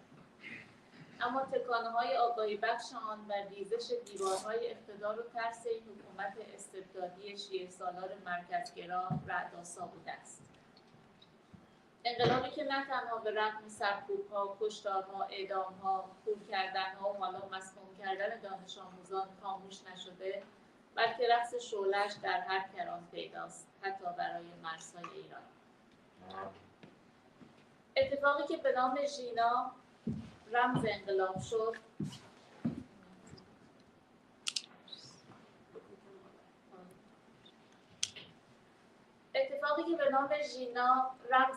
شد، سرنوشت همه ما را تغییر داد. این انقلاب همانطور که حاجون عزیز با خوبی توضیح داد، انقلابی است کاملا اینترسکشنال، یعنی در تقاطع انواع تبعیض‌های گوناگون، انقلابی که از محروم‌ترین، حاشیه‌ترین و بی‌قدرت‌ترین لایه‌های اجتماعی آغاز شد. این انقلابی است مداوم که بر پایه ساختن مناسباتی جدید، زندگی محور و عدالت برای همه حرکت می‌کند. انقلابی بر پایه اعتراض و تغییر دائمی از پایین. قیام ژینا نخستین خیزش اعتراضی در ایران نیست، بلکه در تداوم سایر خیزش‌های قبل خود قرار دارد. اما چه شد که این قیام چنین فراگیر شد؟ این انقلاب از اعتراض به قتل ژینا امینی برای گرفتن حق زن بر بدن و انتخاب نوع پوشش شروع شد، اما محدود به آن نماند. جایی که زن اساساً نماد تبعیض است، این تبعیض نه فقط در انتخاب پوشش، بلکه در فضای عمومی، شرایط کار، خانواده، جامعه و فرهنگ نیز جاری است و حق زندگی با کرامت از زن را سلب می‌کند. اما سوال امروز ما این است که چه باید کرد تا این زنجیره به هم پیوسته اعتراض و تغییر به مرگ میهن آبادی تبدیل نشود؟ آیا برای انقلابی که از پایین به بالا در حال حرکت و ساخته شدن است، ساختن آلترناتیوها از بالا به پایین با گفتمان محوری زن زندگی آزادی همسویی دارد؟ سوال اصلی در برابر آلترناتیو سازی از بالا و تحمیل هر الگوی بدیل حکومتی از قبیل جمهوری، سلطنت مشروطه، نظام فدرال به همراه کلیگویی درباره سکولاریسم، فدرالیسم، دموکراسی این است که بعد از ساختن این بدیل‌ها چه می‌شود؟ مسئله اصلی این است که چگونه عمل کنیم که پس از گذر از استبداد جمهوری اسلامی در بند استبداد دیگری گرفتار نشویم. فراموش نکنیم که جمهوری اسلامی هم با شعار جمهوریت، آزادی و استقلال آمد. اما پس از قبضه قدرت و در فرایند شکل‌گیری، آزادی، استقلال و جمهوریت را از معنا خالی کرد. در آخر هم مردم حذف شدند و هم استبداد تامین شد. شتاب برای یافتن آلترناتیو حکومتی از بالا به دیگرگونی ساختاری نمی‌انجامد. چنین رویکردی در مغایرت با زن زندگی آزادی است و ساختار پدرسالارانه را تداوم می‌بخشد. نمی‌شود علیه دیکتاتوری اسلامی حرف بزنیم اما برای احیای سلطنت با رهبری فردی یا مشروطه یا یک شاه خوب به حرکت کنیم. علیه استبداد فعلی حرف بزنیم اما بدیل ما بسیاری از حقوق اولیه بشری را نادیده بگیرند. خطر این شیوه، خطر آلترناتیو از بالا، فراموش کردن چیزی است که می‌خواهیم. ما باید از تصویر آینده‌ای که می‌خواهیم شروع کنیم و آن را به بحث بگذاریم. تنها در این صورت است که می‌توان گروه‌های مختلف مردم را درگیر ساختن یک جایگزین آلترناتیو کرد. مردم وقتی خودشان درگیر ساختن جایگزین‌ها و چشم‌اندازها باشند، جنبش را از آن خود می‌دانند و آن را بست می‌دهند. مثال بارز آن جنبش مادران دادخواه و خانواده‌های بازماندگان کشته شدگان است که علی‌رغم ظلم‌هایی که متحمل شده‌اند، مبارزه علیه اعدام و شکستن چرخه خشونت را از آن خود کردند و به طور روزمره آن را دنبال می‌کنند. ما پیش از دعوا برای تعیین شکل حکومت آینده ایران، پیش از سبقت گرفتن برای عرضه نماینده‌هایی برای آلترناتیوهای رهبری و حکومتی، نیازمند تولید محتوای این آلترناتیوها هستیم. ما نیازمند بحث و معنابخشی به مفاهیم و موضوعات عینی و انضمامی در امتداد گفتمان محوری زن زندگی آزادی هستیم. تفاوت خاص دموکراتیک ما با ادعاهای بی‌پایان نمایندگان جمهوری اسلامی به داشتن مردم سالاری در محتوای آن چیزی است که ما برای دموکراسی ترسیم می‌کنیم و در روش ساختن آن، نه در صرفاً در ارائه شکل‌ها و فرم‌های جدید از حکومت. باید از خودمون بپرسیم معنای دموکراسی برای ما و در زندگی روزمره ما چیست؟ باید از پشت واژه‌های کلی بیرون بیاییم. زمان کلیگویی و شعارهای گنگ به پایان رسیده. ما باید از کلیگویی‌های رهبران احزاب عبور کنیم. زمان بحث گذاشتن روشن افق‌ها و تدقیق آنهاست. این کار را از جمله فمینیست‌های کرد و بلوچ در مداخله فعالانه به شیوه‌های مختلف در مقابل حکومت استبدادی ایران و همینطور ساختارهای مردسالارانه درون‌ملیتی، حتی گفتمان فمینیستی مرکزگرا به خوبی انجام دادند. اهمیت وجود نیروهای سیاسی فمینیستی در مداخله استبداد ستیز دائمی و به ویژه در وضعیت انقلابی امروز است. مداخله فمینیستی ضروری است، چرا که برای برابری فرمالیته را در مقابل معنا و مصداق برابری در زندگی واقعی قرار می‌دهد. این وظیفه است که شبکه فمینیست‌ها برای ژینا برای خود در نظر گرفته. ما با ارتباط ارگانیک و پیوسته با فعالان داخل کشور صدای آنان را منعکس می‌کنیم و همگام با آنها نقد هیچ یک از روابط و مناسبات اجتماعی و سیاسی خرد و کلان، از آلترناتیو سازی‌های سیاسی قدرت تا مناسبات اقتصادی، خانوادگی، آموزشی را وا نمی‌گذاریم. به علاوه این تلاش محدود به ایران نیست.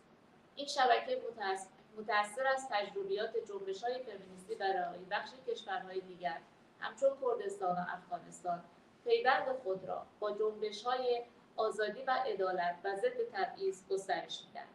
شبکه فمینیست‌ها سعی دارد در این پیوندها نیروهای فراملی قدرتمندی را علیه هر گونه خشونت و تبعیض ساختاری شکل دهد.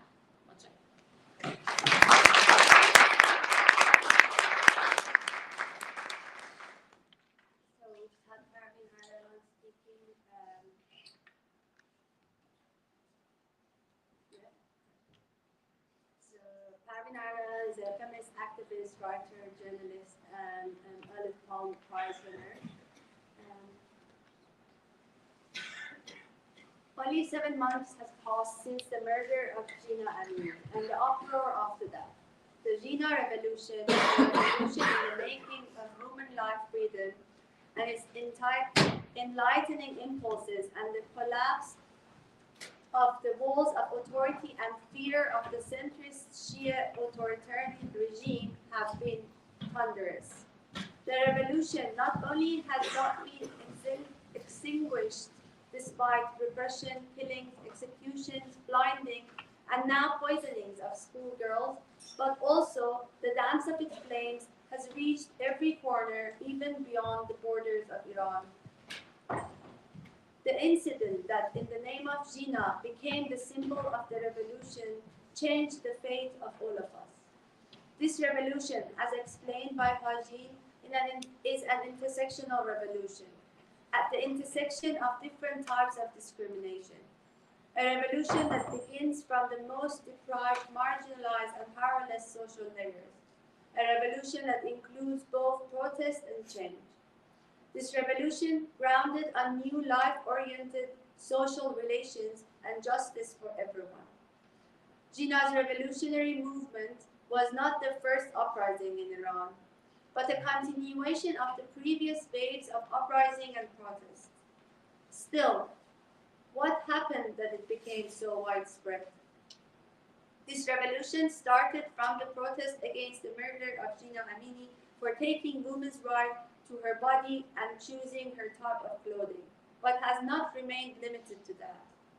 Where women are basically a symbol of discrimination, this is not only manifested in choosing the type of clothing, but also in the access to public spaces, job opportunities, family relations, society and culture, and the right to live with dignity has been denied for women.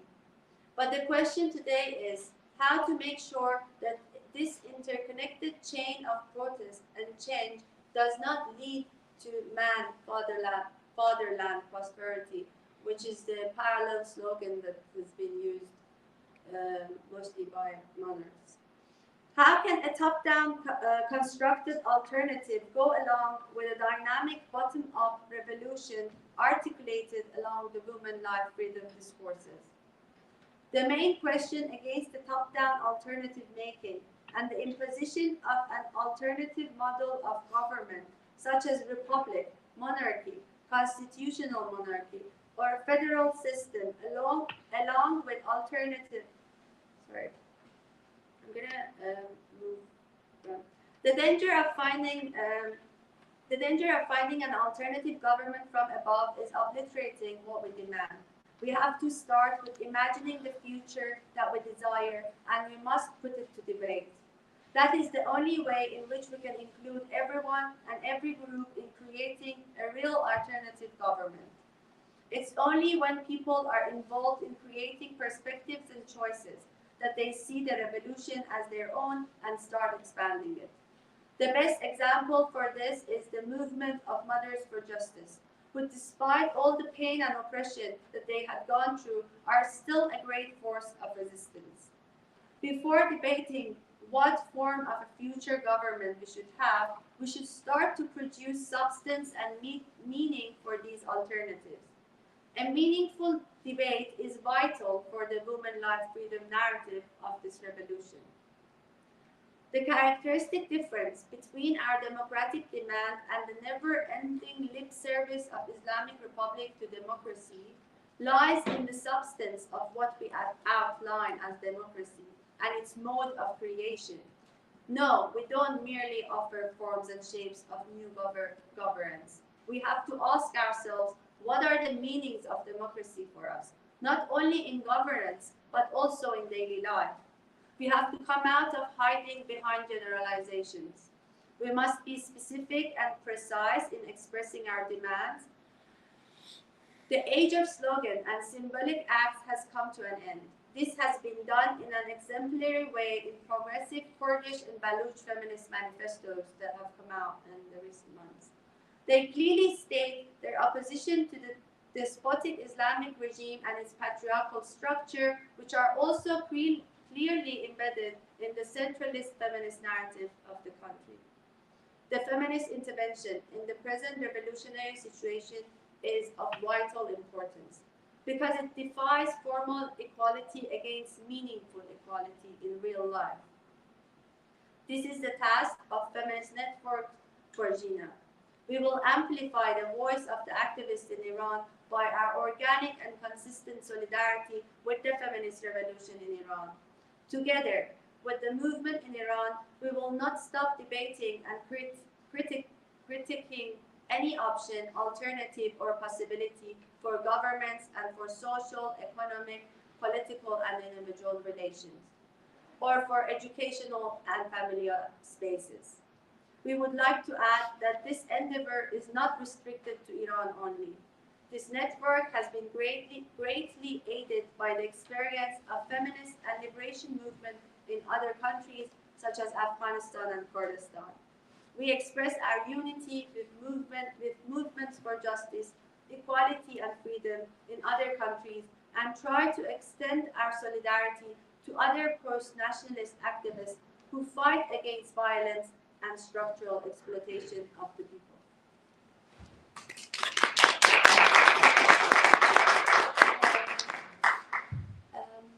This was the kind of end of our presentations. I would like to first start by seeing if any of the panelists would like to comment on anything they heard, both in the room and online, and then we will open it to the floor. So if there are any starting comments here. Yeah, I know it's so cold in this room. واقعا ببخشید که خیلی سرده. ما صدامون از سرما میلرزه.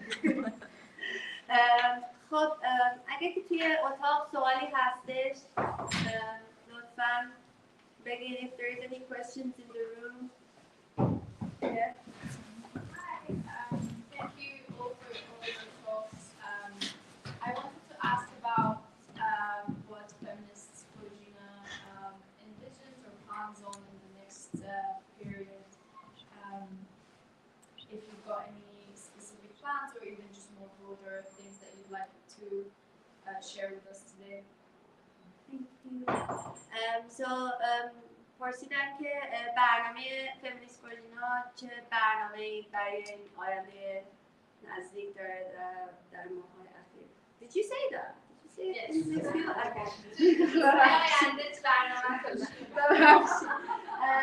بله. شما yes, okay. I think basically kind of plan to expand our network, kind of find more international, transnational solidarity with kind of other movements, you know, making sure that we keep the kind of feminist nature and feminist soul of this revolution, and kind of uphold that and continue kind of bringing new questions, you know, always being that voice of critique. Then I guess it was فارسی بگیم من خودم نگم دورانه برای 8 مارس هم شهرهای مختلف بعد خیلی نزدیک رو گفتم ببخشید و sorry so yeah و ما خیلی برنامه مختلفی توی این هفته های اخیر داریم به خاطر اینکه خب این واقعا یه تصویر بیرونی از فمینیست فور ژینا هستش، ولی خیلی این شبکه توی 26 تا شهر و بیشتر هستش. ما برنامه‌های مختلف توی هر شهری برای این برگزاری 8 مارس که خیلی مهمه هستش و برای طولانی مدت‌تر ما می‌خوایم که این شبکه رو توسعه بدیم، مطمئن باشیم که این روح فمینیستی، این لحظه ژیان، آزادی و این انقلاب زنده میمونه و ادامه بدیم به سوال پرسیدن و نقد کردن. Yeah, and basically we have few we have programs in all the cities that we have like kind of a network. You can follow us on Instagram and see like all the kind of programs, and also obviously those who are seeing us live. So you see there's like panel discussions, marches, performances.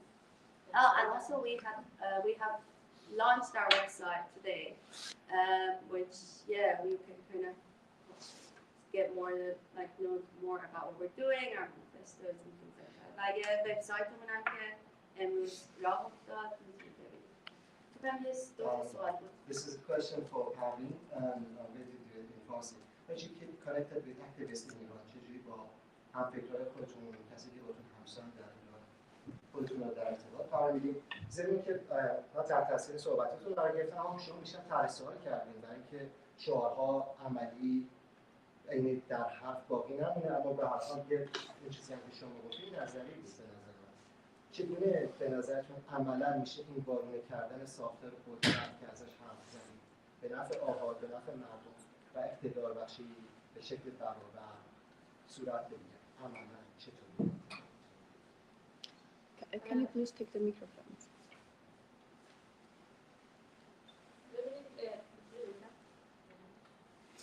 ارتباط کلا با همه ما فعالیت کسایی بودیم که فعالیت مختلفی داخل ایران داشتیم و اساسا داخل ایران هم که بودیم ارتباط داشتن برای ما یکی از مسائل حیاتی بود و همیشه هم بابتش بازخواست شدیم و سرش هم موندیم.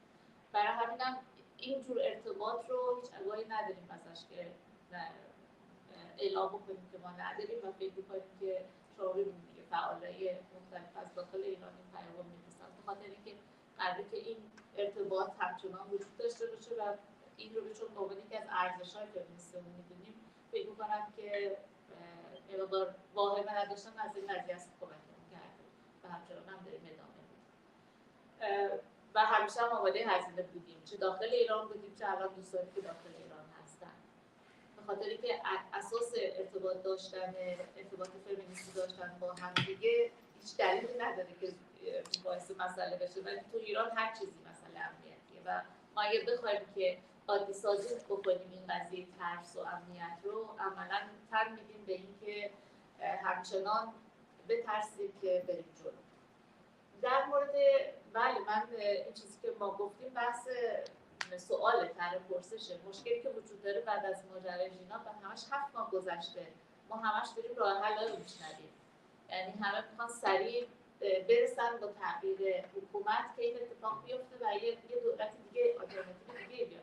بحث اینه که توی این فرصت ما باید اول ما حرف بزنیم، یعنی کلی‌گویی نکنیم. برای همینه که صحبتی که داریم می‌کنیم اینه که تا زمانی که سر خیلی چیزهای جزئی صحبت نکنیم، بحث نکنیم، نمیتونیم تو مسائل کلی بریم.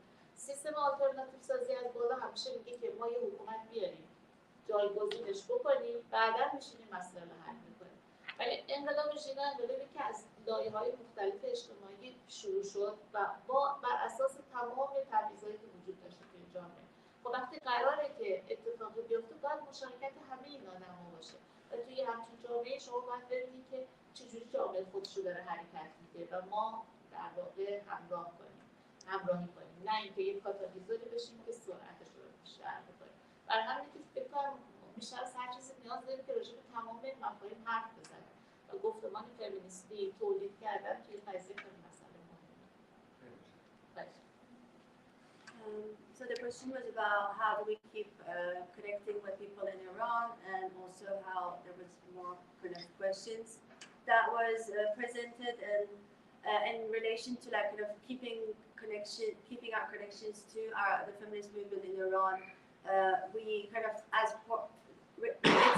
it's our resistance to believe that like we're not gonna let the fear take over and kind of cut these feminist bonds that we have. Obviously, we don't make a decision on people's behalf. They make their own decisions, but they also like that is part of their feminist resistance as well, and that's why they trust us and send us their voices, because we know that as a like kind of essentially there is nothing to be wrong with keeping like feminist solidarities across nations, but we know that for Islamic Republic anything is an issue, and we are aware of the risks that people take, but that is kind of part of that feminist resistance that we want to uphold. And of course we ask more questions than answer. As feminists, our responsibility is to pose questions.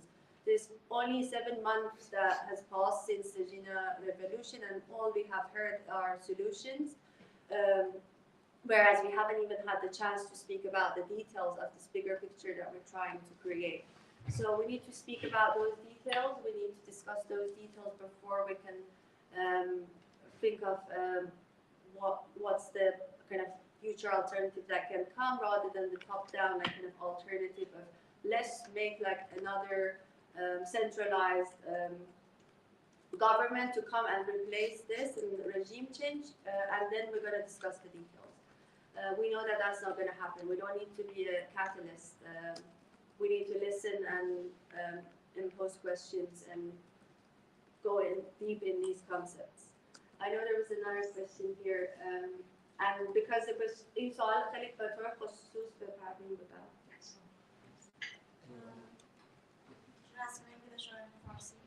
هر دو. So I have a question for everyone. I was wondering, you talked about your plans for growing the network and everything. It's amazing, but I was wondering if you already have some organizational principles or something. How do you envision this growing network, or is it up to new participants to kind of propose how they want to define the role in this new growing network? And also in relation, kind of related to that, was also in relation to what Parveen said.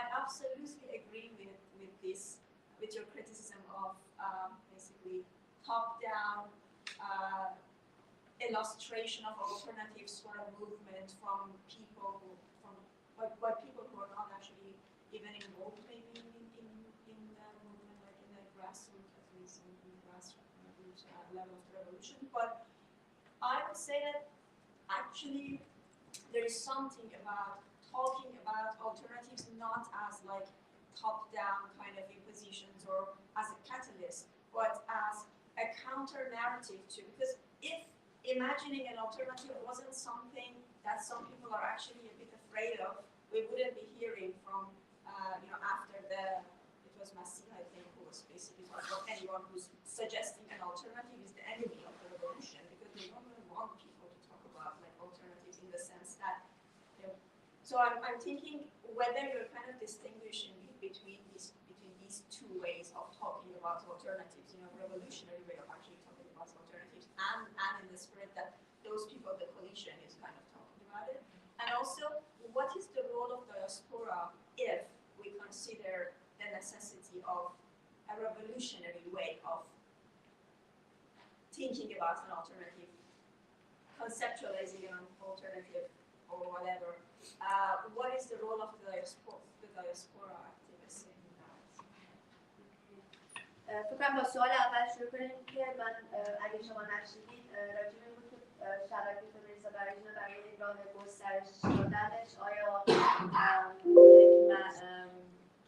چیزای اساسی اساسنامه‌ای داره، چجوری شکل یا تصمیمایی که به خودش میگن صبر یا حاجی.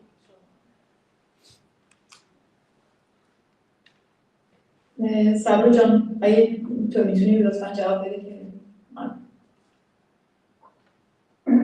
من اول فارسی میگم. خب ما همونطور که بقیه هم توضیح دادم ما وبسایتمون رو امروز در واقع لانچ کردیم و طبیعتاً این گروه که دور هم جمع شدن با توجه به توضیحاتی هم که انجام دادن، این گروه با یه پیشینه‌ای یه سری ازش به هم وصل شدن که تجربه کار کردن و فعالیت کردن توی حوزه زنان در ایران رو داشتن و البته ماها با اینکه از ایران همه مجبور به رفتن شدیم ولی فعالیت‌هامون هیچ وقت اونجا تموم نشده. هر کدوممون در کشورها و محلهای خودمون با گروه‌های دیگه و طبق نظارت سیاسی که داشتیم با موومنت‌های مختلفی ارتباط برقرار کردیم و در نتیجه یه پرنسیپ کلی هست که همه ما رو به سمت هم آورده و طبیعتاً با توجه به صحبت‌هایی که امروز همه کردن یه سری خطهای مشترکش مشخص جدای از فمینیست بودن،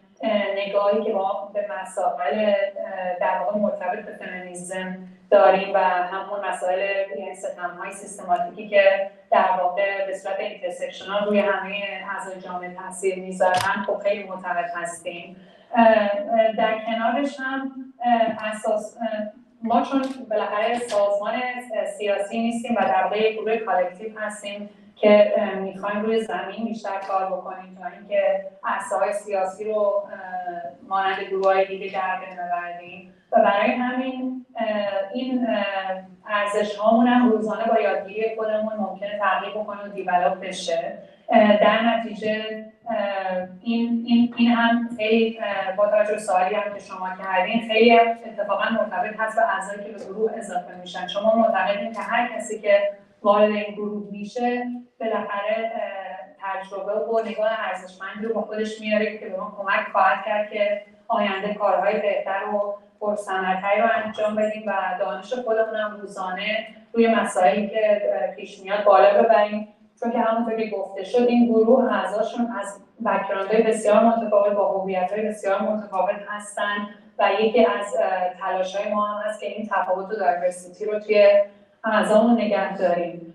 If I want to answer this in English, I would just say that as mentioned by all the speakers, this is a collective, and a collective constantly grows and constantly develops in terms of their vision, their mission, or even the way they want to approach things. Definitely our relationship with our fellow comrades and feminists back home directs a lot of our works or guides a lot of our works, because we still acknowledge that even though no matter how much experience we have, we are people in diaspora and we are not living the reality that people in Iran are living. So we are hoping that this connection continues and grows. And of course, with any new member that joins this collective, we would change every second, every day, and we would learn from our own activities. ولی سوال دوم فراموش کردم از شما. سوال دوم بود که دوباره بود اینکه نقش این ارتباط بین آلترناتیو فمینیستی سوال دوم خود بیشتر در رابطه با صحبت تحریم بود. گفتم که من این حرف کاملا قبول دارم، این نقدی که در واقع طرح آلترناتیو به شکل از بالای پایین وجود داره، ولی مسئله اینه که یک پتانسیل رادیکالی هم در اساساً تصور آلترناتیو وجود داره، to their imagining an alternative، که اگر نبود چیزی نبود که برگردن خود اون اعضای ائتلاف بعد از اون نشست دلی فکر می‌کنم برگردن بگن که هر کسی که حرف از آلترناتیو بزنه اتفاقاً دفاع فکر می‌کنم این هم نه رجوع به ماجرای فدرالیسم، این رجوع به آلترناتیو کنفدرالیسم به طور خاص و اینکه اساساً از کجا داره شروع میشه به عنوان حرکت آلترناتیو. می‌خوام ببینم که اساساً وقتی که یعنی شما مرز بین این دوتا رو کجا می‌بینید؟ اولاً در اون آلترناتیوی که اتفاقاً باید راجعش صحبت کنیم، اتفاقاً به شکل اون پتانسیل رهایی بخشی که در توست آرتیکولیت کردن یک آلترناتیو وجود داره، و بعد هم نقش دیاسپورا رو در این چی می‌بینیم؟ اگر که خب به هر حال ما داریم یک چیزی رو در واقع از داخل می‌خوایم بازتاب بدیم، حالا همه کسایی که اکتیویست هستن توی این فضا، ولی به هر حال توی خود دیاسپورا هم کسای زیادی هستن که در واقع دارن تلاش می‌کنن، تقلا می‌کنن برای اینکه در واقع بخوان در برابر اون آلترناتیوهای اتفاقاً از بالا به پایین خیلی دگم و فرمایشی گذاشته میشه، امکان تصور کردن یک آلترناتیو دیگر رو به وجود بیارن. نقش دیاسپورا این مسئله چیه؟ و دقیقاً تفاوت بین این دو شکل آلترناتیو چطور در طرح برنامه خودتون حداقل می‌بینید؟ سخته پاسخ خودم بشم. من شخصا فکر می‌کنم که یعنی اساسا می‌کنم دنبال این نیستیم که حتما ما هم یک بدیلی بسازیم در مقابل یک چیز دیگه، بلکه می‌خوایم برای آلترناتیو داشته باشیم بتونیم که چجوری مسیری رو که باید بریم پیش ببریم. یعنی بیشتر از این زاویه دارم نگاه می‌کنم. و وقتی میگیم که مثلا اگر قراره که حرکتی از پایین شروع بشه توی یک جامعه مثل ایران و اینطوری بعد از 40 سال حالا با تمام اون پیزش‌های مختلف بتونه همه چیز رو اینطوری ببره، پس ما هم چطور میتونیم آلترناتیوهایی رو تعریف بکنیم که همراهی داشته باشه با این مدل، با این شیوه کار که در واقع قدرتمندی رو از به صورت گراس‌روت به جامعه نه در شکل‌های دیگر. بر همین من بیشتر بهش میتونم توجه نشون بدم. ولی در مورد دیاسپورا فکر می‌کنم که اتفاقا خیلی نقش مهمی دارن ایران دیاسپورا. یعنی که تو همین گفتمان‌سازی که الان داره اینجا صورت میگیره نقش دیاسپورا دارن میسازن، ولی متاسفانه به مناسبات قدرت ربط داره، به رسانه‌های جریان اصلی ربط داره، به اینکه چجوری شما آلترناتیو رو میسازید ربط داره، از چه منابعی استفاده میکنید. گاهی وقتا بر همین اینکه از چه کانالایی دارید، از چه قدرتی استفاده میکنید میتونه نقش داشته باشه در اون شکلی که آلترناتیوی ساخته میشه. بر همینه که همه اینا باید قابل بحث باشه و ما بعضی وقتا یادمون میره مثلا یه چیزی رو تصویرش رو زیاد میبینیم تصویر واقعا وجود داره، در صورتی که میتونه خیلی چیزای یعنی انقلاب ژینا نشون داد که خیلی از لایه‌ها نامرئی هستن، نه به دلیلی که وجود ندارن، به دلیلی که قدرت اینکه مرئی بشن ندارن یا ابزار مرئی شدن ندارن. پس بنابراین باید صداها و حضورهایی رو مرئی کرد که به این شکل سرکوب میشه. خب پس این موقع تو آلترناتیو سازی هم قضیه مشخصه، اگر کارو درست فهمیده باشه. اگه دوستان من در رابطه با نقش دیاسپورا باز چیزایی اضافه کنم در صحبت‌های پروین، اینکه حالا من راجع به اینکه دیاسپورا کل دیاسپورا چه نقشی داره اینا صحبت نمی‌کنم، در مورد ما به عنوان فمینیست چه نقشی میتونیم داشته باشیم در دیاسپورای در دیاسپورا خارج از ایران. به نظرم که جمهوری اسلامی به خصوص در دهه 60 و 70 خیلی سعی کرده که یه دیوار محکمی بین دور ایران داشته باشه، بسازه و مردم داخل ایران رو از خارج جدا کنه. اگرچه در این سالهای اخیر به جمله حالا اینترنت این سیاستش تا اندازه‌ای ناکام بوده بود تا اون گسست شناختی شاید به نسبت مبارزات در بیرون از ایران متاسفانه ایجاد شده. برای همین یکی از کارهای ما مسئولیت ما میتونه این باشه که این گسست رو از بین ببره و ما رو دوباره آشتی بده، آشنا کنه با مبارزاتی که به خصوص در منطقه وجود داره، در کشورهای دور و بر در خاورمیانه و در سایر نقاط دنیا. و یه مسئله دیگه اینه که ما بتونیم در هر جایی که هستیم با توجه به اینکه فمینیست پروژه‌های حالت شبکه‌ای داره و در خیلی از شهرهای مهم اروپا و آمریکا چیز داره، شبکه داره، میتونه ارتباط داشته باشه با نیروهای محلی و اون چرا که در داخل اتفاق میفته، در واقع اون چرا که زنان در ایران راجبش صحبت میکنه، ایده های اون افکار اون رو میتونه به نیروهای محلی خودش انتقال بده تجربیات زنان ایران رو به خوبی انتقال بده، چون متاسفانه ما می‌بینیم که در سطح جهان گفتمان غالبی که وجود داره سعی میکنه که از هر مبارزه‌ای در هر جای جهان که وجود داره یه سری چهره بسازه و اون مبارزات رو تقلیل به چند تا چهره بده و صرفاً ارتباط داشته باشه با اون چند تا چهره‌هایی که به هیچ عنوان سازمان‌پذیر نیستن و سیاست منجیگرایی، سیاست فرد محوری، رهبری محوری رو تبلیغ میکنن در واقع در مبارزاتشون. برای همین ما میتونیم نقش تعیین کننده‌ای داشته باشیم بر علیه این چهره‌سازی‌ها، بر علیه این فردگرایی‌ها و فرم سازماندهی شده‌ای از مبارزات زنان در ایران رو به نیروهای محلی که باشون در ارتباط هستیم نشون بدیم و انتقال بدیم.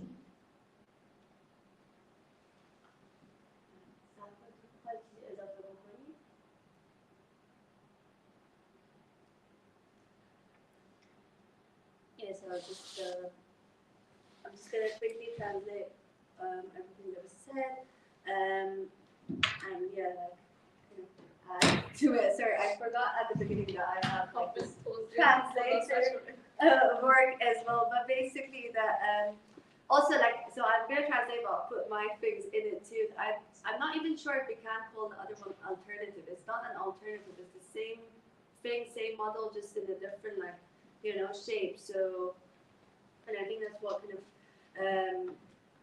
Karen was speaking about as well, and the roles of diaspora, thinking about how basically this nations are constructed anyway. These borders are not real, but just like it's a form of resist. It's a form of like nation-state violence that we also even feel that kind of separate and you know feel like that there is this huge wall around Islamic Republic that like they enforce even more. And so our role is to make connections with the places that we are. And this is what I'm kind of gonna add that you know if we think of that alternative world making that we want to make that sees all oppressions that are connected, then that relationship, like you know, of telling the people around us what is happening over there is not because we want them to feel sorry for us. It's just because we want to communicate that this thing that you know that is affecting me is affecting you too, and how like forming coalitions in that way that you know like making you realize that it's also as bad for you and it's as bad for me and we can all work together. And so that's kind of maybe the role of diaspora, and also kind of finding what Haji was saying about like this urge of having symbols and having faces and like you know just making heroes is something that you know is probably like psychoanalytically it's so deep why the need to do that and how that's also a resistance that we can apply of fighting the urge to have some like a face to something. And because nothing like no one leader can ever represent the heterogeneous like multi-dimensional facets of what a society needs. I think there is one last question here. Yeah. مرسی. من سوال خیلی کوتاه و مختصر بپرسم از شما که آیا گروه فمینیستی شما برای ژینا خط قرمزی داره برای فعالیت یا همکاری نکردن با گروه‌های فمینیستی دیگه؟ Do they have any like does Conshegran as a network have some red lines on working as a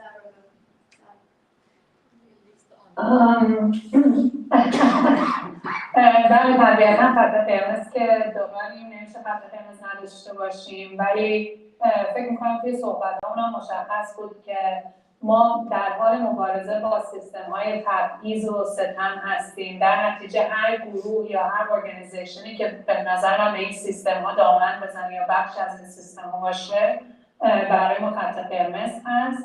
طبیعتاً میشه خیلی جزئی‌تر در مورد آدم‌ها و گروه‌ها صحبت کرد، ولی به نظر من این توضیح کافیه که ما ارزش‌های فمینیستی و ارزش‌های فمینیستی اینترسکشنالیتیمون رو حاضر نیستیم هیچ وقت در واقع ازش کوتاه بیایم. در نتیجه اینو می‌خوایم در همکاریمون هم با گروه‌ها و آدم‌های مختلف نشون بدیم که نه تنها بسته به جغرافیای ایران، بلکه در تمام جهان ما این سرکوب و سیستم مردسالاران و فاشیستی رو میتونیم ببینیم و تجربه بکنیم. در نتیجه خط قرمزهای ما شاید در عاملین این سیستم‌های سرکوبگر مشخص بشه و این میتونه تو هر حوزه‌ای هم باشه. Should I? Oh, should I say it in English? Okay, sorry. Just to summarize, they asked about if we have any red lines or if we have any basically kind of like a guideline on who we want to work with or who we don't want to work with. And what I said was just based on what we talked today. Definitely we do have these red lines, and these red lines kind of is defined by whoever, if it's individual or organization that contribute to these systematic oppressions and denies our fundamental beliefs, either inside the geography of Iran or outside, can be our red lines. And I think it's very clear based on the points that we brought up today and the people that we want to be represented in our organization and be collaborate with our collective.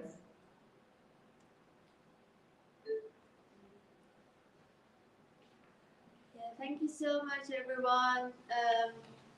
خیلی ممنون که وقت گذاشتین، حالا همه کسایی که تو اتاق بودن و همه کسایی که آنلاین ما رو نگاه کردن و امیدواریم که این مکالمه ما ادامه پیدا کنه و گرم بشیم همتون خیلی زود. Thank you so much everyone, everyone who were in the room. Thank you for our guests. Thank you Sahar, Elif, Parastu, and